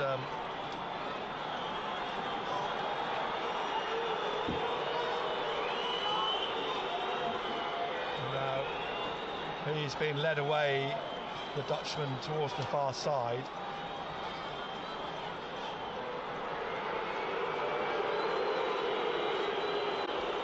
Play should resume. The drop ball for Sarkic, the Stoke City goalkeeper. He plays it out on the far side to Hoover, who's just come back on. As it's played down the line, Smallbone to Brown. Brown now trying to break down that right side for Smallbone in the penalty area. Pulls it back here, Sterling scores! Or is it Laurent? It's Laurent, runs onto it, Josh Laurent smashes it in. The quick breakaway down the right, Smallbone back inside, and Josh Laurent smashes it home. Stoke take the lead. In the 41st minute. You know, they're complaining that they've allowed the player to come back on, and he hasn't come back on at the halfway line, has he? He's come on where he went off, but he's got the ball and he set the attack straight away. But again, you know, we're asleep. 3 passes and it was pulled back and they scored. Well, Alex Neil will be pleased that the ire of the fans is directed at the referee and not him. Josh Laurent has given Stoke City the lead. Nick, you know, it's something we spoke about 5 minutes ago. What did we say? Stoke are more comfortable now. They're coming into the game, and I feel that they're going to score. Yes. You got that feeling. Yeah. You can feel it. I can feel it from up here. Sunderland 0, Stoke City 1. Swift move down the right. Now you give yourself a mountain to climb. Lawrence 4th goal of the season, his 3rd in the league. But they've got something to hold on to now, Stoke, as we approach half-time. Gale goes down, the ball goes back to Patterson. Luton 1, Swansea 0. Here's Roberts, back to Ballard, back again to Patterson. And Patterson kicks wide, Elise heads it on. Headed on again by Clark. Jagielka out to Smallbone, Brown back out to Smallbone on the touchline, looking for Gale inside in the middle. Stabbed away by Ballard. Ahmad, lovely little dummy here to let it run here now. Down the right for Roberts, and it's just slipped away from him. And then given away by Fox out to Clark wide on that left-hand side. And Clark now trying to get in round Hoover, and he's gone into the penalty area. He's still going, he's not down, was he? Goal kick, says the referee. He is not making himself popular, Jeremy Simpson. Yeah, I don't think it's a penalty. No, he went down very easily. Yeah. Went down far too easily. I think Jack Clark knows that as well. So, goal kick to Stoke. Couple of minutes till half-time, but we'll get. Well, one imagines we'll get a fair bit of added time at the end of the first half. Can you smell chips? I can smell chips and vinegar and tomato sauce, I think. If we want to narrow it down even more. As the ball played out down the left here, hooked on by Neil, headed away by Sterling. Smallbone gets it through the middle, drops the Smallbone again from Brown, back on the halfway line, Lauren to Pearson. Jagielka out on that far side, Hoover, and he's trying to get inside Clark, who got a foot on it, but it's going to fall for Pearson, wide on the right for Stoke City, and Pearson plays it back now to Jagielka, and inside in the middle to Morgan Fox. Tranmere 0, Hartlepool 1. Now up to halfway again here. Campbell leaves it for Sterling. He's shown too much of it to Ballard, who will play it back to Patterson.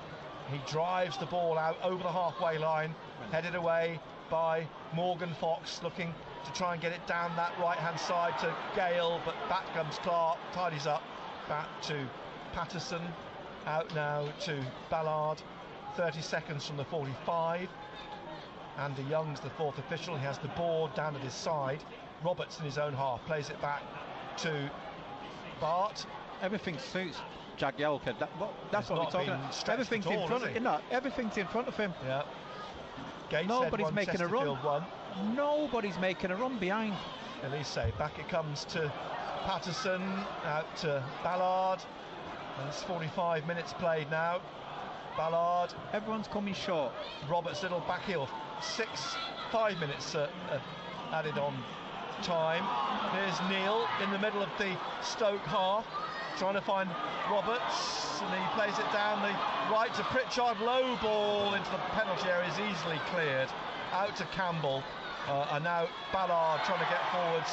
Felt he was nudged over by Gale. Referee's giving nothing but the throw still for Sunderland. 4.5 minutes left. In fact, he did get the free kick in the end. Hume takes it quickly and trying to win the ball. One back by Stoke. Now blocked by Hume. Breaks for Pritchard. Trying to flick it through to Ahmad here. Ahmad's brought down, as he knows, says the referee. Ahmad, don't complain, the game's going on. But the game, as you say, goes on. And away down this left-hand side is left for Tyrese Campbell. Plays it into Gale. Gale stumbles and then pulls down Danny Bart. Free kick to Sunderland. Carlisle 2, Grimsby Town 0. Yes, fingers will be pointed at the referee, Nick, but it's not the ref's fault. It's not the ref's fault that we're 1-0 down. No. We talked about last week's game against Coventry. It's not the ref's fault. Sunderland they need to address their own problems, don't they? Here's Gelhardt trying to dig one out, and he's on his knees at the moment. He's won the free kick. Yellow card for Pearson, I think it is. Is it Pearson? I think so. Yeah. Pearson comes across to the referee. He's booked. middle of just to the right of the centre in the Stoke half. 3 minutes left. And Pritchard over the ball. Stoke leading 1-0. Yeah, I think they're going to bring Luke O'Nien. You've got to bring Luke O'Nien because in the middle of the park, we're so open, it's unbelievable. Pritchard's kick, headed away by Jagielka, out for a throw. On the far side, the left for Sunderland. Elise jogging down to take the kick. Take the throw, sorry. He's going to take a long throw. He's going to take a long throw, Elise here, drying the ball off now. We've put our big men up. Yeah, Gelhardt's up there. Here's Elise looking for Gelhardt. It's headed away though, and then Roberts, angry with himself, he's volleyed well wide and over. We've got to do something different. Really, really have to do something different in the second half. We're so predictable at the present moment. 2 minutes to the break. Sunderland trailing 1-0 to Stoke City. Josh Laurent in the 41st minute.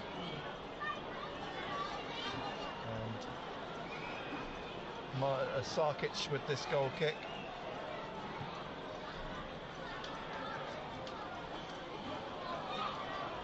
Out it goes for a throw to Sunderland on the right. Hume here to stand from Tony Mowbray with the throw. Roberts is pushed to the back and gives the ball away to Gale. Into Smallbone in the middle. Smallbone, he's going to take a shot, comes off the ankles of Elise. Clark's trying to get there ahead of Herver. Is fouled by the Dutchman. Gijana Herver, and the loanee, former Liverpool defender, is on loan though from Wolves.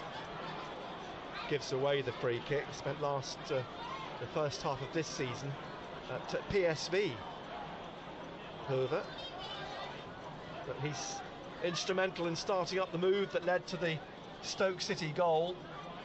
And here's Patterson over on the far side to take the free kick, straight down the wing, headed away by Herver. It's dropped for Roberts, so he's going to work for this, and the pressure from Gale gets it back to Bart, forwards again to Roberts, back to Bart, and we've got 20 seconds left of the first half. Out to Hume on the right, trying to find the run of Ahmad, but over the shoulder of Sterling, and then knocked away into touch by Fox for a throw to Sunderland. Quickly taken by Ahmad to Pritchard, back to Ahmad. Ahmad trying to get inside now, but finding his route blocked by Sterling. Finds Pritchard, lovely little back heel into the box. Ahmad though trying to roll it through on his left. As the whistle blown on the stroke of the 5 minutes being added on, and Stoke will head in at the interval leading by a goal to nil, and Sunderland, you suspect there'll be a change in the second half. Yeah. They've been, is pedestrian the right word? I'm not sure, but pedestrian, they've really been at it. Pedestrian, Stoke sloppy. Controlled it, haven't they? Yeah, pedestrian, sloppy. You're looking at opportunities created, I would say one. You know, and again, Tony Mowbray, sorry Benno, has walked out to the officials here.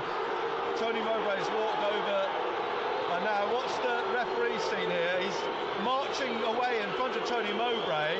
I think Jack Clark could be in trouble here, because I think that's who he's got his eyes on. He must have said something.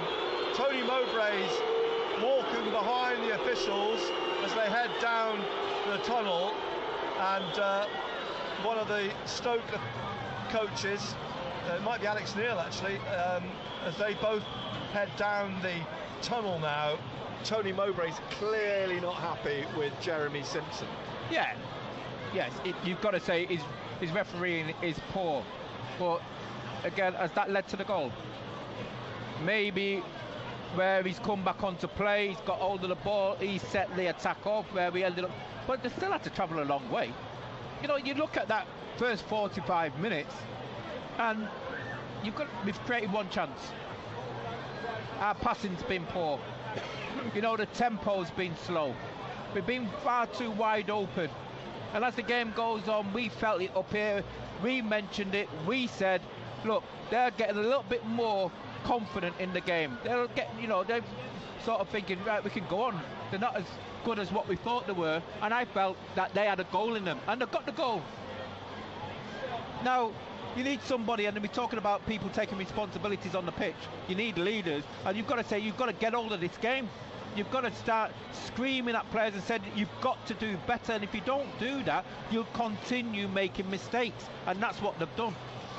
And now they have to find 2 goals at least. They've got to climb a mountain again. Yeah, and we know this is the team that's at the moment set up for goals. At half-time then, the second half to come on BBC Radio Newcastle and SAFC.com. Luke O'Nien's warming up, so I suspect we might see him introduced at the start of the second half. Sometimes in the changing rooms, Nick, you've got to face people face to face and ask that question. Have you done enough? Could you do better? Can you hold the ball? Your retention off the ball's got to be better. Gelder, you've got to do a little bit more. You're not going to win that physical battle against the 2 centre-backs. The ball's coming into him, it's bouncing off him. You've got to do better. Your crossing, our passing's got to do better. We've got to be a little bit more lively. Second half to come then. BBC Radio Newcastle, SAFC.com. At the break, it's Sunderland 0, Stoke City 1. Make a difference. The Make a Difference Awards. Tomorrow is the last chance to nominate someone who makes a difference where we live. For a full list of categories and details of how to nominate someone, go to bbc.co.uk/makeadifference, where you can also see full terms and our privacy notice. Nominations are open now and close on the 5th of March 2023 at 11 p.m. BBC Radio Newcastle, making a difference in the North East. Total Sport. BBC Radio Newcastle. Thank you to Nick Barnes and to Gary Bennett. Then the half-time score at the Stadium of Light: Sunderland 0, Stoke City 1. Barnsley and Bennett will be back for full commentary of the second half very shortly. But in the meantime, let's run through all the other scores. So far this afternoon, in the Premier League, the early kick-off earlier on BBC Radio Newcastle as well. Saw Newcastle United lose 2-0 at Manchester City. We will return to that game shortly and get a bit of reaction. We'll hear from the Newcastle United head coach Eddie Howe. In the 3 o'clock kick-offs in the Premier League then, Bournemouth are 1-0 up at Arsenal. Philip Billing scored after 9 seconds. Arsenal 0, Bournemouth 1 at half-time. Aston Villa are 1-0 up on Crystal Palace. They also had a goal ruled out by VAR at Aston Villa, but an own goal from Joachim Andersen has given them a half-time lead. Brighton are 1-0 up on West Ham thanks to an Alexis McAllister penalty after 20 minutes. Chelsea against Leeds is goalless, so too is Wolves against Spurs, and at 5:30 it's Southampton against Leicester. Get the latest team news, score updates and post-match reaction on Twitter at BBC Newcastle. BBC Radio Newcastle. Into the Championship then, not all that many goals, certainly only one team that scored 2, but Blackburn 0, Sheffield United 0 and Cardiff 0, Bristol City 0 are both full times, the 2 lunchtime kickoffs not having a goal between them. In the 3 o'clock games, Blackpool 0, Burnley 0, Coventry are leading 1-0 at Huddersfield. Victor Gyökeres, who scored against Sunderland last week, has scored at Huddersfield this afternoon. Luton are 1-0 up on Swansea thanks to Carlton Morris. Middlesbrough beating Reading by 2-0. Aaron Ramsey on the stroke of half-time made it 2-0. Chuba Akpom's penalty halfway through the first half, his 20th league goal of the season. Millwall 1, Norwich City 1. Tom Bradshaw with the lead, with the opening goal, for Millwall to give them the lead. Jakob Sørensen equalising for Norwich. Rotherham are 1-0 up on QPR. Jordan Hugill after 15 minutes. No goals between Watford and Preston, but Birmingham City lead 1-0 at Wigan thanks to Juninho Bacuna. The Newcastle United and Sunderland AFC podcast. Subscribe on BBC Sounds. BBC Radio Newcastle. Let's rattle through League One then. Not a single away team winning at half-time. It's Accrington Stanley 1, Forest Green Rovers 1. Forest Green Rovers taking the lead, then having a man sent off, then conceding an equaliser. So 1-1 at half-time. In fact, they're the only away side that's not... so none of them are winning. I'm getting ahead of myself here. There's a few 0-0 draws in here. Bristol against Barnsley, Cambridge United, Portsmouth, Cheltenham, Fleetwood, all goalless at half-time. Derby are 2-0 up at home to Shrewsbury. David McGoldrick on the stroke of half-time, making it 2-0. Nathan Broadhead has scored one of Ipswich's 3. They are 3-0 up on Burton Albion at half-time. Lincoln City 1, Oxford United 0. Oxford United without a manager at the moment. Plymouth and Charlton are drawing 0-0. Port Vale are 1-0 up on MK Dons. Sheffield Wednesday and Peterborough are drawing 0-0. And Wycombe Wanderers took the lead after just 2 minutes at home to Exeter City, and that is the half-time score as well. In League 2 then, AFC Wimbledon 1, Mansfield 1. Bradford against Colchester's goalless. Carlisle 2-0 up on Grimsby. Alfie McCalmont and Jordan Gibson in the final 10 minutes of that first half. Harrogate drawing 0-0 at home to Gillingham. Leyton Orient going well at the top, 1-0 up at home to Swindon. Crawley drawing 0-0 away at Northampton. Rochdale are 2-0 up on Stevenage. Salford City 1, Newport County 1. Stockport County 0, Doncaster Rovers 0. Crewe are winning 1-0 away at Sutton United. Hartlepool are winning 1-0 away at Tranmere as well, thanks to Callum Cook just a minute before half-time. And it's Walsall 0, Barrow 1. Total Sport. BBC Radio Newcastle. Into non-league then, our featured non-league game today at the International Stadium. Gateshead taking on Chesterfield in the National League, and our non-league reporter Paul Dixon can tell us how the first half has gone. Half-time, Colin. Gateshead 1, Chesterfield 1, and 500 fans over the far side there following Chesterfield, which is terrific support. 9 games without a win, but you wouldn't think so in this game. But it was Gateshead who went ahead on 5 minutes. Marcus Tananga set up captain Greg Ollie wide on the right. His cross low into the box was deflected in by Chesterfield's captain James Grimes. Own goal, great start for the Heed. That's the third own goal in 3 games. But then on 10 minutes, Chesterfield were unlucky not to level. Lawrence Maguire, brother of Harry Maguire, England and Man United, volleyed in at the back post and it was cleared. Chesterfield then really took the game to Gateshead and were on total command, possession all the way. People for Gateshead hardly touched the ball. Then 35 minutes, Paul McCallum did get the ball in the net but was ruled offside. But then 2 minutes before half-time, Paul McCallum again levelled when he side-footed the ball low into the corner of the net. I've never seen a Gateshead side that have been under pressure for 45 minutes. In front of me, Mike Williamson is warming up. I think we'll see him in the second half. Once each half-time, got it all to do in the second half, Colin. Paul, thank you very much indeed. Also at half-time, non-league wise, Blythe Spartans 0, AFC Fylde 0, 642 the attendance at Croft Park as Blythe go for a 4th win in a row, but what a win it would be if they did manage it against Fylde, who are top of the table. In the NPL Premier Division, Morpeth losing 1-0 away at Lancaster City at half-time, but South Shields are 2-0 up at Mask. Darius Ossay in the 34th minute, and then Mackenzie Heaney from the halfway line 3 minutes before half-time, an extraordinary goal. Mask United 0, South Shields 2. Dunstan are also winning away from home in the East Division. A Dale Pearson penalty a couple of minutes before half-time. North Shields, though, struggling at Carlton Town, 1-0 down and now a man down. JJ Crisp sent off just before half-time. The derby between Hebburn and Consett is 1-1. Scott Fennick giving Consett the lead 10 minutes before half-time, but Ollie Martin just before the break, equalising for Hebburn. So Hebburn 1, Consett 1. And in Scotland's Lowland League, Berwick Rangers going for 6 wins in a row, and they've made a good start. They are 1-0 up on Edinburgh University at half-time, thanks to Liam Buchanan in the first 15 minutes. We will have our local football roundup, as always, at 5:45.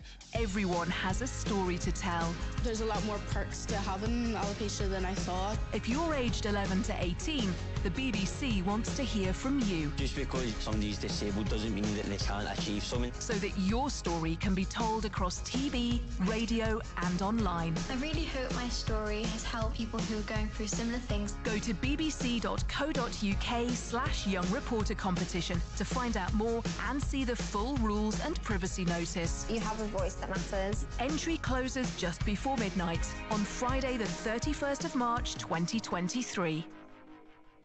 Sunderland 0, Stoke City 1 at half-time. Back at the Stadium of Light in a couple of minutes for the second half. But earlier on today, Newcastle United's winless run in the Premier League was extended to 5 matches after a 2-0 defeat at Manchester City. Phil Foden scored in the first half.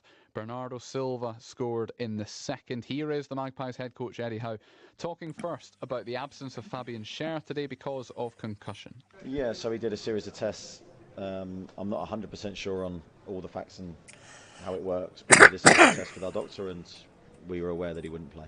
Eddie, with Fabian Schär missing, your captain Jamal Lascelles came back in, only a second league start of the season. How much credit does he emerge from today with, given his performance up against Haaland? Yeah, I thought he was excellent today, Jamal. Excellent with the ball, excellent without the ball. I think he was part of a really good team performance. I was very pleased with him. I was very pleased with the majority of the team today. I thought in most phases we were very good, but obviously where it matters most, we probably fell short. You brought Anthony Gordon in as well for his first Newcastle start. Why did you go with him over other attacking options? Well, I think he's trained really well. He's in a good place. We trust him, and I want that competition for We've places. got nothing up front, man. We've got nothing up front. We're absolutely terrible. We haven't replaced Stuart. We really haven't. Players back from injury, so the squad's looking stronger, and it's certainly something I won't shy away from in the future. And after you made that triple substitution in the second half at 1-0, you had two really good openings. Your three players that came on at that point all made an impact for you, didn't they? I mean, they must be pushing to start some of those players and giving you problems and choices. Yeah, and that's what I need and want. Certainly those three players that came on all physically made a difference to us. They gave us what we were hoping for. And yeah, I've got decisions to make, and that's where I want to be. And how good is it to have Matt Targett back? He hasn't played for you since November. He's been missing for a couple of months with injury as well, but he got a few minutes at the end. Yeah, top player, big player for us. Delighted to get him back, and yeah, again, he'll add competition for places on that back line. That is Eddie Howe then, the Newcastle United head coach, talking to our Newcastle United commentator, Matthew Raisbeck. You can hear the full interview on the BBC Radio Newcastle Twitter feed. Elsewhere across the weekend in the Women's Championship tomorrow, Durham are at home to Coventry United, Sunderland are away at Lewis, and that is a long way to go. Both games kick off at midday. At 3 o'clock, Newcastle Falcons are at home to London Irish. There is live commentary of that one in the Rugby Union Premiership with Ian Smith and Dean Gray on our FM frequencies. Last night in the basketball, Newcastle Eagles men were beaten 68-66 at home by the Bristol Flyers, and they were leading with 30 seconds to go in that one as well. Durham Palatinates in the WBBL, a thumping victory over Essex Rebels, a terrific win actually, 96 points to 80, 36 of those 96 points coming from the hands of Hannah Ottawil Soulsby. Newcastle Eagles women are at home to Caledonia Gladiators at 7:30 tonight. In the Rugby League Championship tomorrow, Newcastle Thunder are away at Barrow Raiders, starts at 3 o'clock. You can actually listen to commentary of that one from our colleagues at BBC Radio Cumbria. That will be on the BBC Sport website. And ice hockey to finish, Whitley Warriors playing twice across the weekend at 5:30 today. They're at Widnes Wild, and then tomorrow they welcome Deeside Dragons to Hill Heads. But have you noticed that every time there's like an ex-manager or an ex-coach or an ex-player or an ex-groundsman or an ex-litter picker always get the better of Sunderland? It's never ever seems to be the other way around. It always seems to be us on the losing or receiving end. Is it me, or does it just constantly seem to be that way with Sunderland? Or is it Laurent? It's Laurent. Runs onto it. Josh Laurent smashes it in. The quick breakaway down the right. Small bone back inside. Josh Laurent smashes it home. Stoke take the lead. That's in the 41st minute. Nick Barnes and Gary Bennett, MBE. BBC Radio Newcastle. Players coming back out. Sunderland about to make one change at least. Mishu is coming on, so's 09, and you said to me at half time you thought both of those would come on. Yeah, and no both are what we think is Gelhardt and Clark is the other that's going to come off. So an attempt to change things, do something differently now. No, Clark's still on, sorry. Is it Clark's still on, and it's Elise. Elise, yeah. Gone 3 at the back, haven't they? So presumably, well, 09. Well, what's going to happen? We'll have to watch, see what they do when they kick out and they kick off. Stoke have been forced into a change in the first half. But Gelhardt and Elise off. Mishu and O'Nien on. Stoke City leading 1-0. O'Nien's gone into a left back position. Are they going to play with a 3 or are they going to stay with a 4? At the moment, but Stoke will get the second half underway. Sunderland defending the Roker end in the second 45. Stoke in black shirts, white shorts. Sunderland, of course, in their red and white stripes. Neil having a word with Jeremy Simpson, the referee, who was the subject of most of the ire in the first half, rather than Alex Neil. And the dispute over the Stoke goal was that the ball was in Sunderland's possession when the referee stopped it for the head injury, and then when he did a drop ball, he gave the possession back to Stoke City. And that's the issue, I think, that Tony Mowbray has with the lead up to that goal. Yeah, he dropped it back into the goalkeeper's hands, didn't he? And the goalkeeper played it straight out to the fullback and when allowed it to come back on. Yeah, but I think the issue was that when Hoover went down, Sunderland were in possession when he called the play back, so the possession should have been given back to Sunderland. But it's a throw to Stoke here on the left side, back in their own half. So is that what caused the goal? No, but that's the issue that Tony Mowbray seemingly has with the referee. Still travelled a long way. Still have to stop it. I agree with you. Just pointing out why everyone's upset, that's all. Okay. Just clearing that up best I can, you know. Here's O'Nien on the left with the throw halfway inside the Sunderland half. Marco Gabbiadini did the half-time draw. He's here today, this afternoon. 4-0 up. Are they? Well, they're flying, aren't they? Here's a flag up. Sunderland, a foul on O'Nien by Gale by the looks of things. Sunderland, Patterson, Hume, Ballard, Bart, O'Nien, Neil, Pritchard, Roberts, Ahmad, Clark and Mishu. But at the moment, who we've got up front, Ahmad. With Pritchard playing behind, Clark out on the left, Roberts on the right. The ball comes out for another Sunderland throw on the left. Luke O'Nien will take this now quickly to Mishu, back to O'Nien and back across to Ballard. Got to get him turned. Ballard bringing this forwards, then wide out to Hume. Someone's just said, "Oh my God, I thought we were 2-0 down." No, it's just a replay I'm watching. To Stoke, a great ball forwards. And it's been raining a fair amount in the first half. Still raining in the second, by the looks of things. 1-0 still to Stoke City at the start of the second half. A couple of minutes in, and the ball. The referee. Is there any changes at all? Any subs? Ball has run away. Ahmed's gone back to chase it and get hold of it. Well, I've got kids. I had to take one of them upstairs, so I can't do nothing about that. So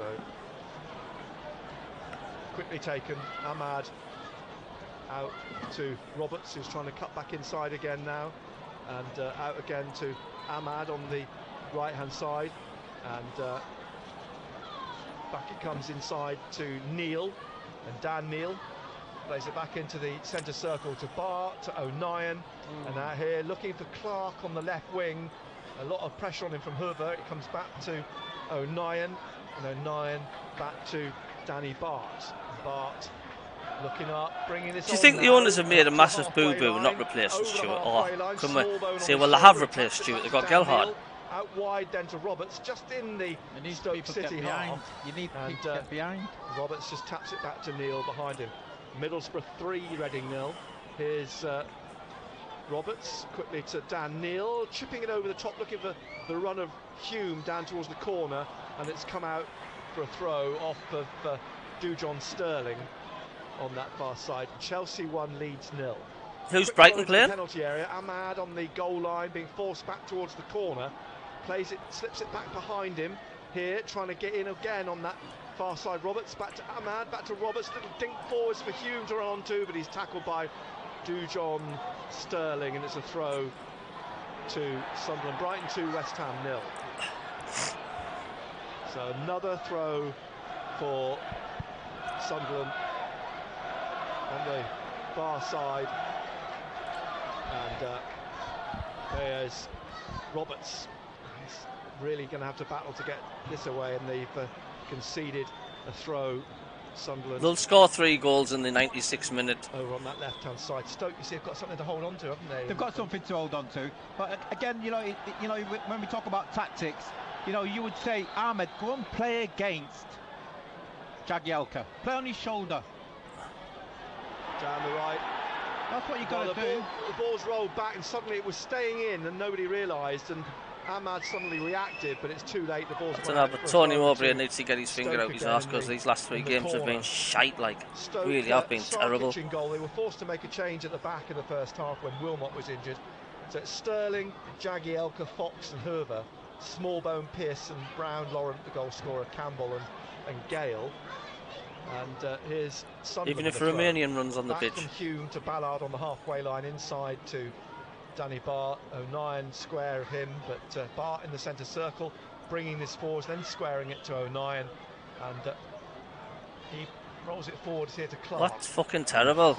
That's terrible. It's played back to Smallbone, cut out by Clark, won back by Gale, Pearson, Gale, and Gale, has he played it back too short? He has, and Pritchard's run onto it, and he's played a dreadful ball through, straight back through to Sarkic, the goalkeeper, in his sea green, light green goalkeeping outfit. He rolls it, the Montenegrin out.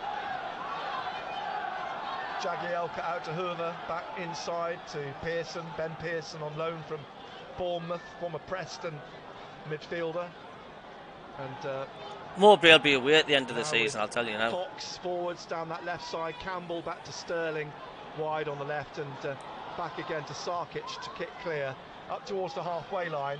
Smallbone, it bounces over him, headed on by Brown, Jacob Brown, headed away by Hume. Pritchard again trying to get through, tried to push the ball around Jagielka, but it's won back by Stoke, lifted up over the top, but it'll be dealt with on that far side by Hume. A little bit better tempo. Again. And Hume trying to accelerate his trip, was he? The referee says yes. Free kick, Campbell caught him. Free kick. Yellow card. That's Brown, isn't it? Is it? I'm trying to see if that's Sterling or Campbell on that far side, I think. Campbell, I think. Is it Campbell? I'm not sure.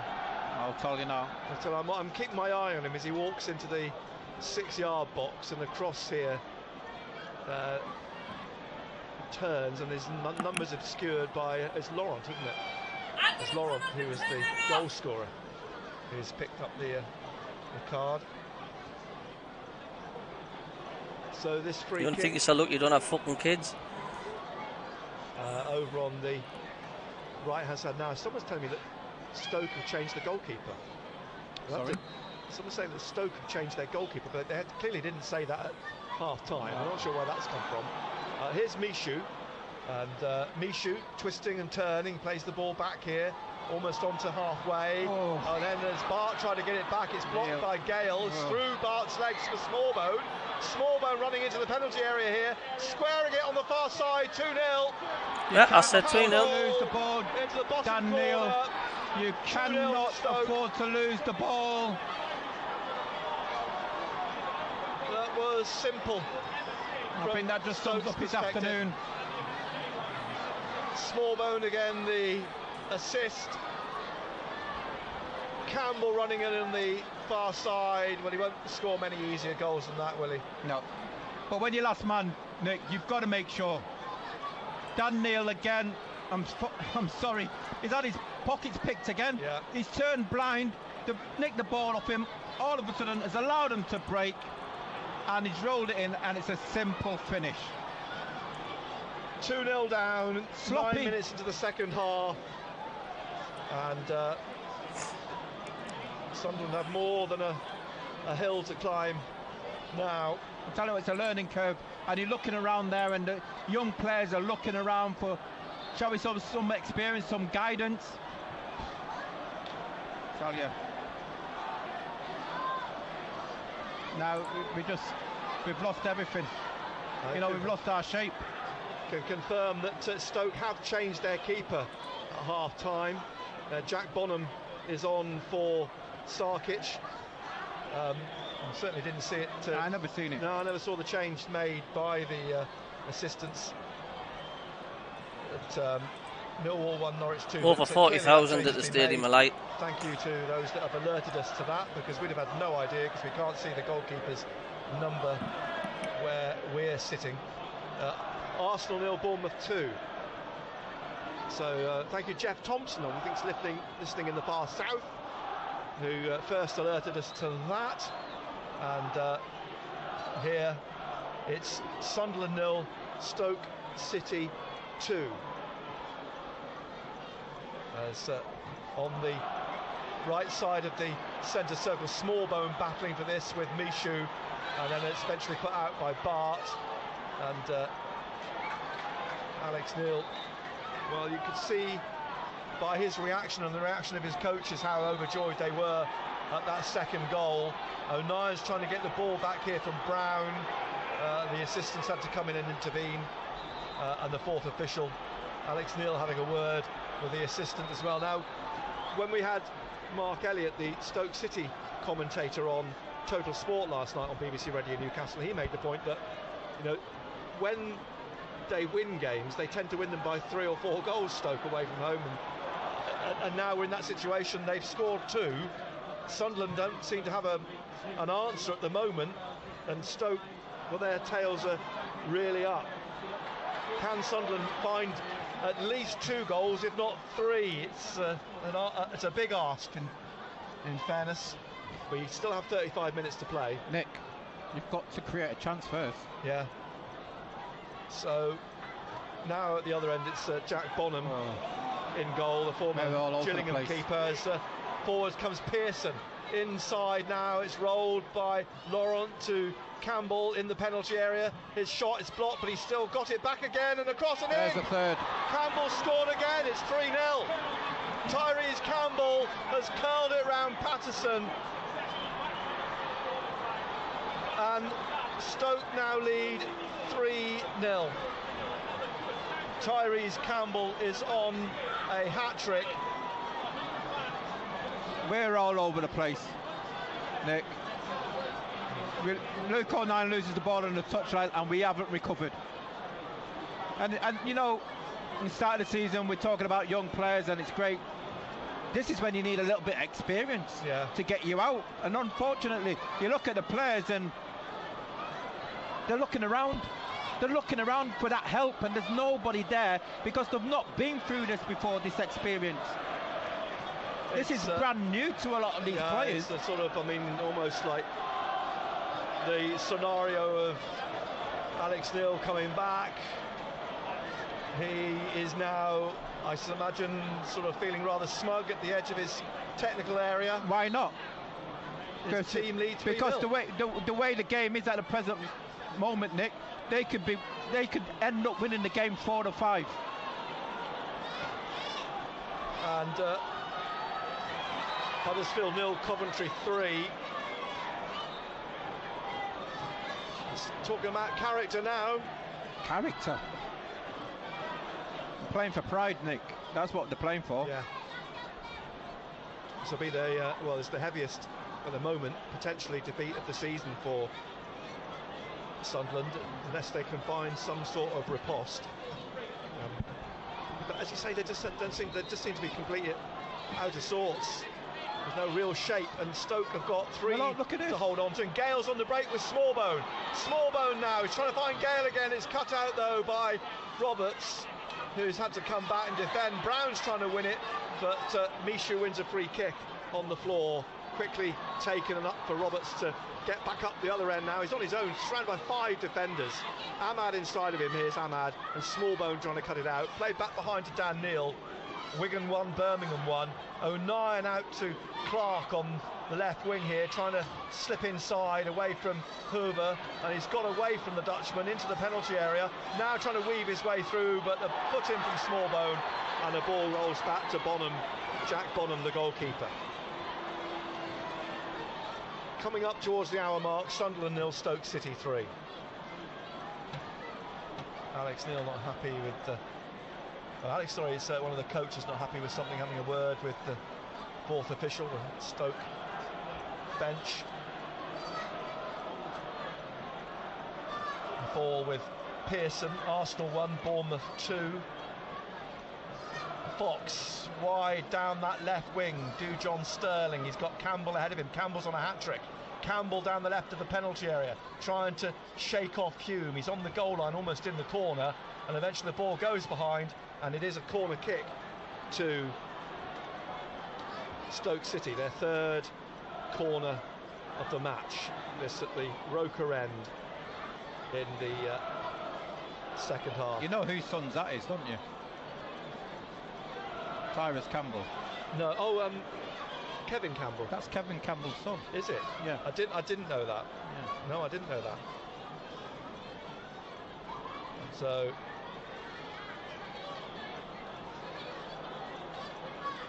corner then, and here it comes and cleared out to Howe, and back down for Pearson, swinging it towards Brown. O'Nien gets his head on it, and it rolls out for a throw to Stoke on this right hand side.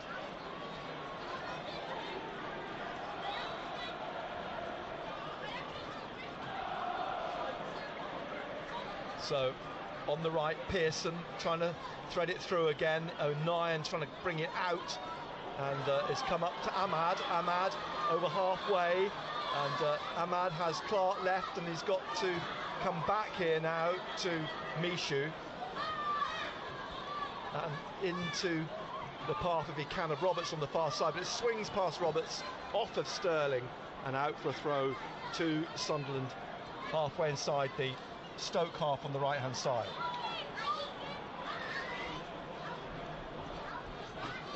Hume to Dan Neal, then back to Hume, looking for Roberts, to Ahmad at the edge of the area, too many in front of him, he's taken too long, gets it through to Roberts, Roberts into Pritchard, there's a goal back. Well done. One back for Sunderland. Can they build on that? Sunderland 1, Stoke City 3, that coming in the 62nd minute. Initially it looked like Ahmad may have just taken one too many touches. Yeah, great feat by Ahmed. Link-up play with Roberts, and good finish by Pritchard. But pull back, Roberts gets it back into Pritchard just a couple of yards out, and he has pulled one back. Still time. Still time. And Pritchard trying to rally the players around him now.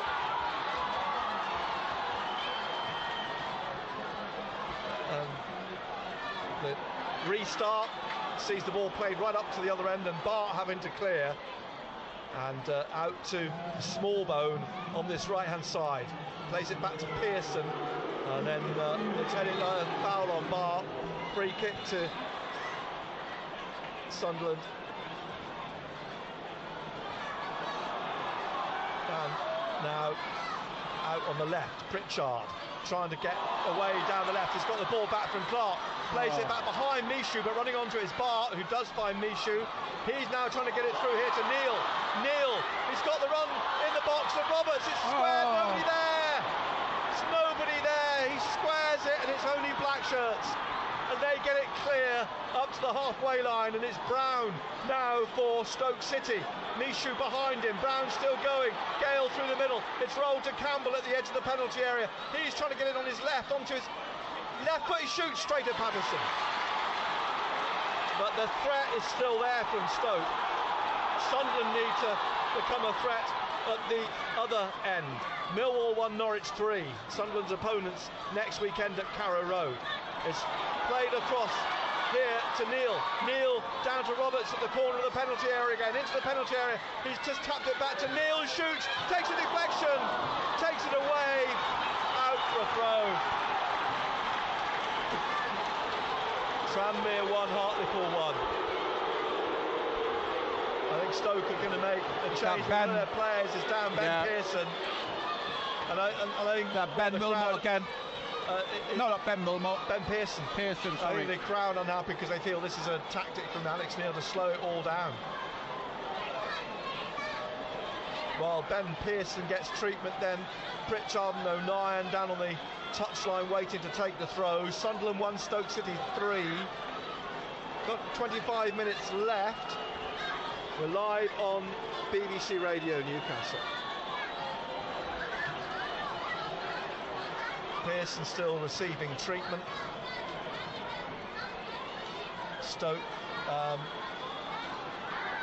knows it, they're getting ready. Looks like Jordan Thompson, a Northern Ireland international midfielder. Pearson's back up on his feet. Thompson is coming on for him. So a third Stoke change. Sunderland fans are happy with Stoke's perceived tactics. But I think, was it you or someone did say before the game, this will be another Reading. You know, they'll do that. They'll slow it down. They'll take the sting out of the game. Stoke lead 3-1. Sunderland, if they could get another now, would be interesting. Here's O'Nien down on the left-hand side in the corner. It's a block, though, by Stoke. It's gone out for a throw, which Pritchard is going to leave for O'Nien. Ahmad made to come across, but now it's to Pritchard from O'Nien, and wide on this left-hand side. He's got it inside to Ahmad, but he's tackled. Smallbone just sweeps it up to the halfway line. Danny Bart gets it back and across to Ballard for Sunderland, and Ballard now making progress down the right, then leaves it for Roberts, and Roberts trying to dribble through to Ahmad. Brighton 3, West Ham 0, but Stoke have won it back, and they're away on the break here now over the halfway line. They've got a runner on the right here, Brown now looking to get this down the right again, possibly to Hoover. Somebody's got to get to him. He crosses, it'll come for Ballard to put away behind for a corner to Stoke. He's got so much time, and we're just jogging, walking, watching. Arsenal 2, Bournemouth 2. Arsenal have come back then from 2-0 down. Sunderland are going to come back from 3-0 down. It's 3-1. Smallbone down here on the right to take the corner for Stoke City.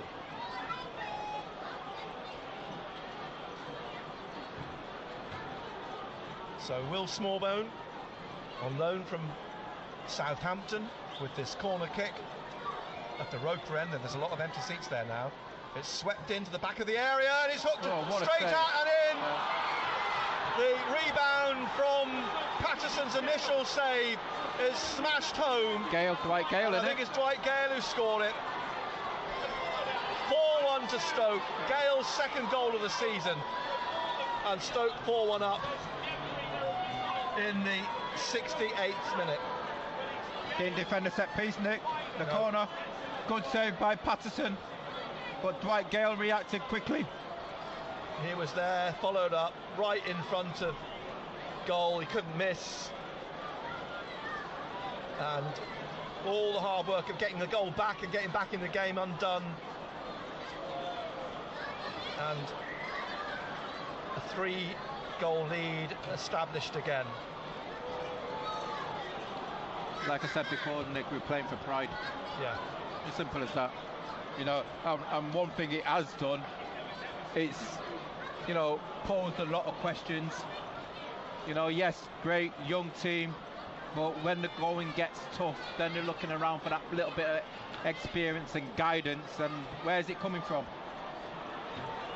Now the referee is on the touchline with Tony Mowbray, and he's listed something in his ear. There's been something said, isn't there? Something's happened. The referee still listening in his ears. Oh, somebody's, you know, down here having a go at Alex Neil. And so the young lady down there in a red and white t-shirt. Oh, she's been led away, not by stewards or anybody, but she's heading back to her seat. Michael Proctor came across, and I think he's playing some sort of peacemaker, but the restart has not been taken yet by Sunderland. The referee is in the centre with the players waiting for that. It's Sunderland 1, Stoke City 4, and there's still 20 minutes to play, and there are seats emptying. Big discussion going down at the tunnel. Rapidly, yes, there is. I don't know what was said on the tannoy. Hard to hear. We can't distinguish what's being said up here on the. Some serious injury to all supporters. I don't know. I'm not sure. I think it's at risk of serious injury to all, so that's a warning not to throw things, I suspect. The referee's happy for the restart now.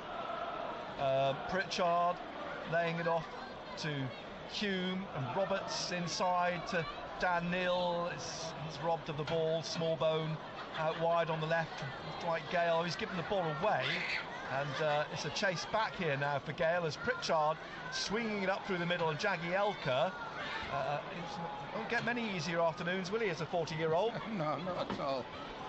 Manages to get the ball clear. Here's Ballard trying to get it forwards. Going in the loft. Inside now to Ahmad. A run through the middle by 09. It's a good run. He's got on the end of it, but caught by Bonham. And I gather there are missiles being thrown from the Stoke fans on the Sunderland fans. That's what a warning would have been about, I think. And another Stoke player has gone down.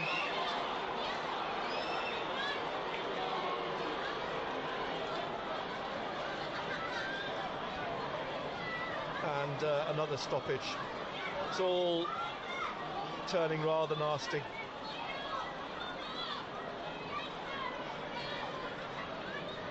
Guess, the build-up to this game, it was all set up in a way, wasn't it, to become something bigger than the match itself. It was all, and it's become that now. Sunderland trailing 4-1. The issues obviously going to have here with the missiles now being thrown down. And so what's happening now, Nick, is that we are not actually talking about the football match. Everything. We're talking about everything else, what's going off the field. I think by the end of this game there'll be barely anybody left in the stadium. There are people leaving in their droves. I know people are leaving the North Stand because of the issue of things being thrown down upon them. Herver's being treated off the pitch. Bonham throws the ball he kicks the ball out in the end, right out for a throw to Sunderland on this left-hand side. Rotherham 2, Queen's Park Rangers 0. So here's O'Nien down the left to Pritchard, slips it inside to Michu. Michu trying to get away down the left, leaves it for Clark. Clark plays it back here to O'Nien, and O'Nien back across to Ballard, right of the centre circle. It is Middlesbrough 5, Reading 0. And here's Roberts laying it off behind. Look where Ahmed is. Ahmed's a right back. Ahmed's a right back. Bounces right up through to Bonham in front of Pritchard, who catches it comfortably. 6'4". He shouldn't have any problems above Alex Pritchard. And so he holds it. We've got 17 minutes left. It's just, this is a Stoke win, and let's not be coy about it. Sunderland are going to lose this game. It's what they do in the last 15 minutes or so to try and restore some sense of pride to this performance. Well, we're talking about the last 15 minutes. Is what do we do for the next game? Because again, it's something which is being highlighted over the last 2 or 3 weeks, and now we've got a major problem, haven't we? Yeah, clearly. Here's Ahmad trying to get away. He's got past Thompson. There's nobody else with him. Needs a bit of help. He's rolled it down the left for Clark. Goes down by Herver. Clark's first time cross will be headed away. It is heading towards the corner, and it's kept in there and just knocked out for a throw off Roberts for Stoke. Everything is falling in favour of Stoke City. Sunderland 1, Stoke City 4. Let's not take it away from Stoke. They've come here. They've done a job, haven't they? They've done a job. As simple as that. And we've said that. Teams now know how Sunderland play. Here's Pritchard again, the corner of the penalty area, into the box, surrounded by 3 Stoke players. They come away with the ball. And look at it. Smallbone on the break now. There's 2 coming forwards against the 3 at the back for Sunderland. Out to Brown on this right-hand side. And Brown now back behind to Herver. Herver forwards to Gale. Gale out to, short pass to Smallbone, fouled by Michu. And a free kick for Stoke, right side of central midfield, 30 yards out. Gale lies on his back. A few more time-wasting tactics. Time-wasting tactics, and now Stoke realises how comfortable they are now. In fact, they think they can go and get a fifth. They scored 4 at home against Reading back in January. 4 here at the Stadium of Light now. 1 goal in reply, Pritchard. But Smallbone will take this free kick. The defensive line on the 18-yard line, the edge of the penalty area. Smallbone from the right then curls this in. They break and it's played over the top and in the corner, and it's another for Gale, I think. Dwight Gale scores a second, the 5th for Stoke City. He's on the end and he's not the biggest, Dwight Gale, but he's scored 2 in the game now in the 75th minute. It's Sunderland 1, Stoke 5. Nicholas, they can hear us from up here. As simple as that. I said they feel they can get the 5th, and they have got the 5th. Yeah. You know, Patterson in no man's land, good ball in, another set piece we've conceded. We are all over the place. It's 15 minutes left? Yeah. They could be 6 or 7. It's like schoolboy football, this is. It is, it's embarrassing. It's embarrassing. It is, I don't care how you want to dress it up. You can blame the ref, whatever it is, blame Alex Neil. But we are all over the place. There's no shape, no leadership, no responsibility. It's Sunderland 1, Stoke 5. There's still 15 minutes to play. And Sunderland look a shadow of the team that we've seen so often this season, playing teams off the park. But it's been coming each week. We've got worse each week, especially over the last 3 weeks. It's got bad. You know, you look at the Rotherham game. O'Nien's caused a free kick. Yeah, Rotherham, Coventry. Rotherham, Coventry. You know, it's been that slowly build up, hasn't it? Really. You know, how long were we going to get away with it? Now what you've got to understand, these players have got to know, is that don't lose your heads. You don't want to go down to 10 men.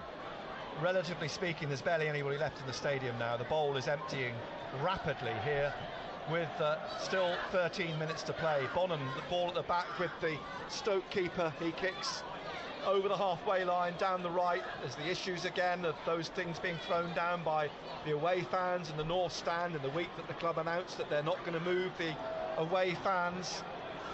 The return of Alex Neil, and he will have a smile the size of a Cheshire cat on his face. Of course he tonight. will. Nick, he hasn't just come here and won. It's the ease what he's won. And what he'll be saying, he won 6. He will be, won't he? Here's O'Nien, inside to Clark, easily knocked off the ball. Thompson back to Jagielka, through to Laurent here, and to Smallbone. Smallbone switches the ball across to the left-hand side to Sterling. Sterling, and there's 2 players now on a hat-trick for Stoke. Wouldn't they just love to get that, Campbell or Dwight Gale? Dwight Gale, who comes into the game with just 1 goal this season. Well, he's now scored 2 in this game. A little back heel, but it's fallen to Neil. Tries to get it through to Pritchard. He's under pressure straight away, and he's fouled Gale and Thompson between them. And it's a free kick to Sunderland in the middle of the Sunderland half, taken by Bart, and he's going to have to take it again. What's the referee saying? Head? Someone's taken a knock on the head. I think it's Mishu. I think we've taken a knock on our head. Where are we? They got concussion. Huh? Where are we? Can Sunderland cancel the game on the concussion protocol? We've all taken a bang on the head. We're not at the Stadium of Light, are we? Oh. Huh? Stoke are about to make another change. Where are we? Lewis Baker's going to come on. Signed from Chelsea in the summer. And there's voices you can hear now of the Stoke fans who hitherto until recently have not heard, but their voice is loud, and double change about to be made.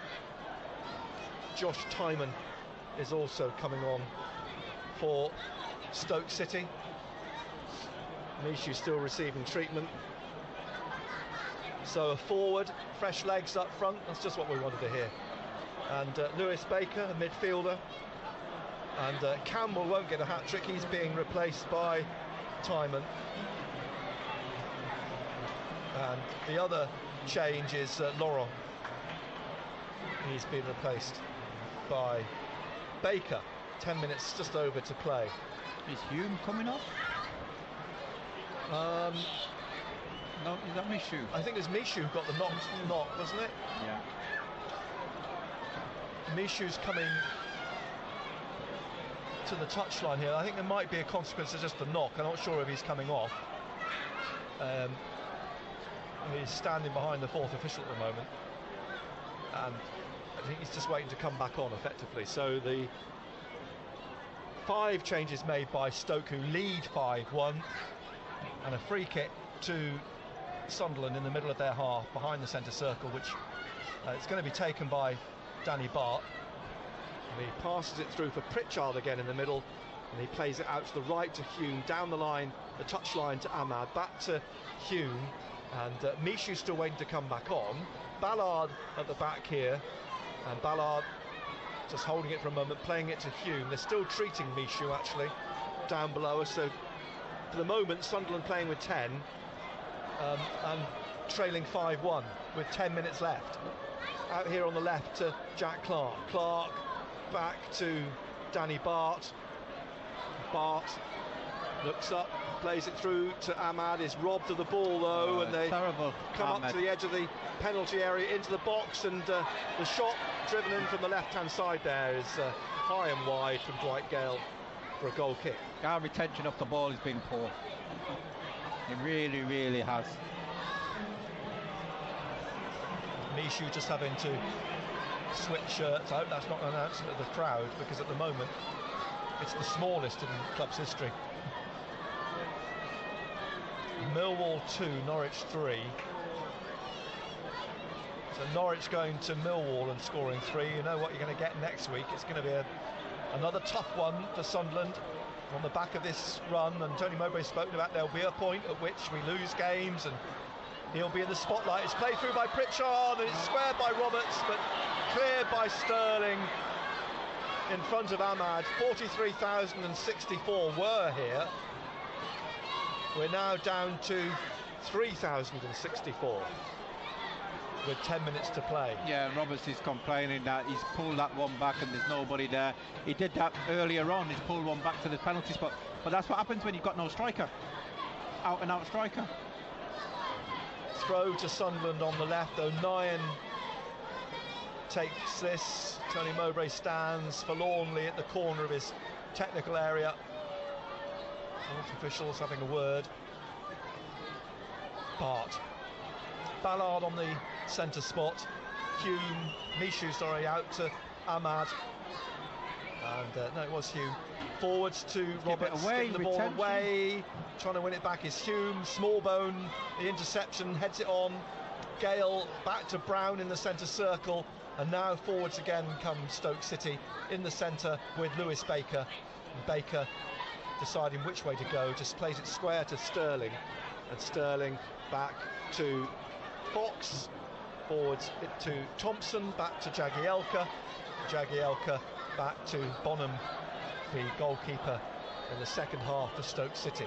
Bart battles with Timon, heads the ball away, bounces through for Dan Neil. Neil now looking for one of Ahmad, is overhit, and Bonham will get this, gather this easily at his feet, and the seagulls circle. You could interpret those as the vultures circling over an emptying Stadium of Light. Where do you start? Sunderland 1, Stoke City 5, 6 minutes left. What do you put it down to? Hard to say, isn't it? I mean, I know in the first half we said they were too predictable.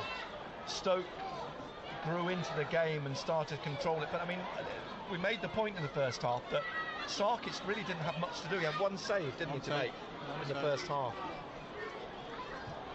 As the ball swept up by Ballard to Roberts, back behind him Michu. Now Pritchard on the left-hand side. Pritchard, he's going to roll it through for Ahmad. It's kind of ricocheted off a couple of defenders and cleared by Stoke. Right back up into the Sunderland half. A Sunderland throw on the left. Danny Bart comes back, and O'Nien's coming back to take this. 5 minutes or so to play. And O'Nien, a sort of lackadaisical throw, frustrated throw back to Bart, now forwards to Clark. Clark cutting across the centre of his own half, out on the right to Hume, inside to Neil, back to Ballard, inside to Clark, who's got to O'Nien wide on the left now, but O'Nien will have to sprint hard to get here ahead of Herver, and they both slide over the goal line. It's a goal kick to Stoke City. And there are hardy souls who are still here, staying to the bitter end. It's depressing to see. It's not something you can take any joy from at all. And nobody, I dare say, saw this coming at 3 o'clock this afternoon. Bonham with the goal kick, down the right wing, over the halfway line, headed by Bart, back into the Stoke half. Bart, the former Stoke centre half, goes out, it's a throw to Stoke on their right. Jagielka just leaves it. The 40-year-old's had enough, he's trying to go back and collect the ball as well. Although I suggest he's probably got enough energy still in his legs to do it. Well, he might as well take his slippers off, hasn't he? He's had them on all afternoon. Herver will take the throw then for Stoke City. Down the line he'll go, the Dutchman. Bounces over O'Nien, and Brown trying to get away from O'Nien. Brown now, Bart trying to get it off him, and O'Nien. Brown stabs it back out. Throw to Sunderland in front of Alex Neil, which Luke O'Nien will take. In the dying minutes for this match in which Sunderland have died, it's been a shambles as the ball swept up by Thompson into the hands of Patterson. Timon was at the edge of the area waiting for some sort of mistake. Out through Neil to Hume, back to Ballard. Ballard into the middle to Danny Bart. Bart to Michoud. And Michoud now on the halfway line. Roberts trying to get it through for Michoud. He's wrestled off the ball. He's appealing to the referee. He's not going to get anything from Jeremy Simpson now. There's Brown on the right here with O'Nien. Brown's holding him off, O'Nien on his back, and Clark picks up the loose ball. Clark cutting away with this into the Stoke half on the left-hand side, looking for Pritchard down the left wing. Pritchard now being closed down quickly, and the offside flag's up. Rotherham 2, Queen's Park Rangers 1. Queen's Park Rangers pulling a goal back. We've got just over 2 minutes of the 90 left. I don't really want to repeat the score, but it's 5-1 to Stoke City. It's believed to have been a walking stick thrown onto the pitch, which was the incident earlier on, which is just incredible. Walking stick? Yeah. I wonder if they'll be able to identify the person who threw it. I hope they never ran away. And Brighton 4, West Ham 0. Away on the far side, Roberts is trying to wheedle his way in, but he's being dispossessed. He's won it back on the goal line, slips it through the legs of a defender, but straight into the hands of Jack Bonham. We'll credit Roberts for having a go still. At least the young supporters have enjoyed themselves by the sounds of it. It wasn't Jagielka's walking stick thrown on, was it? Oh. Because he's had no use for it. Last minute, how much will be added on at the end? As the ball's come up the other end, it's bounced through past Ballard and Gale to Patterson. Rolls the ball out to Hume on the far side. Up to Pritchard. Pritchard, Thompson on his shoulder. Pritchard trying to shake him off at the moment. Gets it wide to Ahmad. Ahmad back to Pritchard. Pritchard looking to lift it over the top for the run of O'Nien through the middle, but Baker nods it back to Bonham, who gathers it at the edge of the area. And Bonham waiting to get the ball upfield. urging everybody to run on upwards towards the Sunderland half. Here kicks over the halfway line, headed away by O'Nien into the centre circle, brought down and played by Thompson out to Herver on the right, and Herver Clark trying to get the ball off him. It breaks, but it'll be swept up. There's a foul.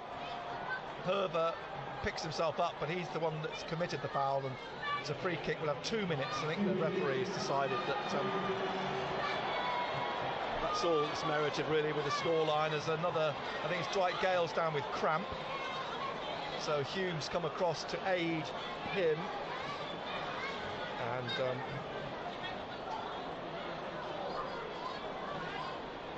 it's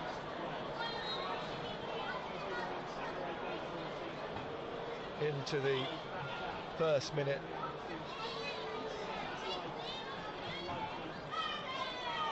Oh dear. 2 minutes added on. There's still every chance we can win this. Come on. Left-hand side. In the penalty area, blocked.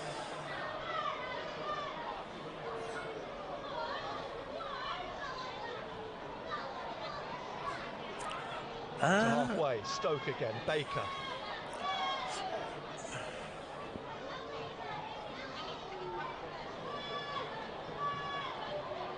Sunderland trying to clear the lines. Michoud heads it straight down into the path here of Thompson, trying to weave his way through here. Gale on his hat-trick, blocked by Patterson, who makes the save, and it's cleared by O'Nien out into touch. Nearly at the death did Gale get his hat-trick and Stoke sixth, but they've got it away, Sunderland, somehow.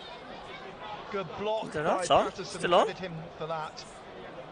Seconds really of the game left now. Smallbone with the throw on the right, back to Herver, and you know, there's not really enough people left in the stadium to boo anybody off now. Rotherham 3, Queen's Park Rangers 1. Stoke on the attack again over on the far side as Smallbone makes a run into the penalty area. In fact, it's all over. It's all over. 5-1 it's finished on a utterly embarrassingly humiliating afternoon for Sunderland. It is indeed, and yeah, where do you start? You know, you look at the start of the game, the way we went about it, especially the first 45 minutes. We talked about the tempo of the game wasn't there, it was too slow, our passing was off, we didn't have enough movement, and as the game went on, we said Stoke grew with confidence, and we thought that you could see that Stoke fancied that they could score a goal, and they went ahead and did. And as the game went on, they got strong, well, not necessarily stronger. I just think that we were all over the place. Sunderland didn't seem to have an answer, did they? Yeah, they didn't really have a shape. We lost our shape. And welcome. The question is, where do we go from here, going forward? You know, it's been on the cards. We've talked about it and thought we could get away with it. It's caught up with us now. Now what do we do? How do you address it? There'll be a lot of head scratching this week. There'll be a lot of work done, I suspect, at the Academy of Light, trying to find a method, a way, a system, something to try and restore. Well, again, Nick, you look. We go back to the Coventry game, and you know the question you asked Tony Mowbray, and what he answered is that we need a striker. You know, hello. You know, we've been saying it that Geldar, unfortunately, is being asked to play in a position where it looks as though he doesn't. You know, his body language tells you he's not an out-and-out striker. Now you take him out. Who else are you going to play? How are you doing? Ahmed. You've got to find a different way. You've got to have plan B, and we haven't got. Well, it was always going to fucking happen, that, wasn't it? Credit the Sunderland players who have gone. And that's a joke. If that isn't corruption, if anything else, that is just a joke. That. And that is a joke. Now there's a lot of young players in this team, and that's something you've often talked about, the lack of experience through the spine of the side. It's been magnified now with the loss of Corey Evans, of course, in the dressing room.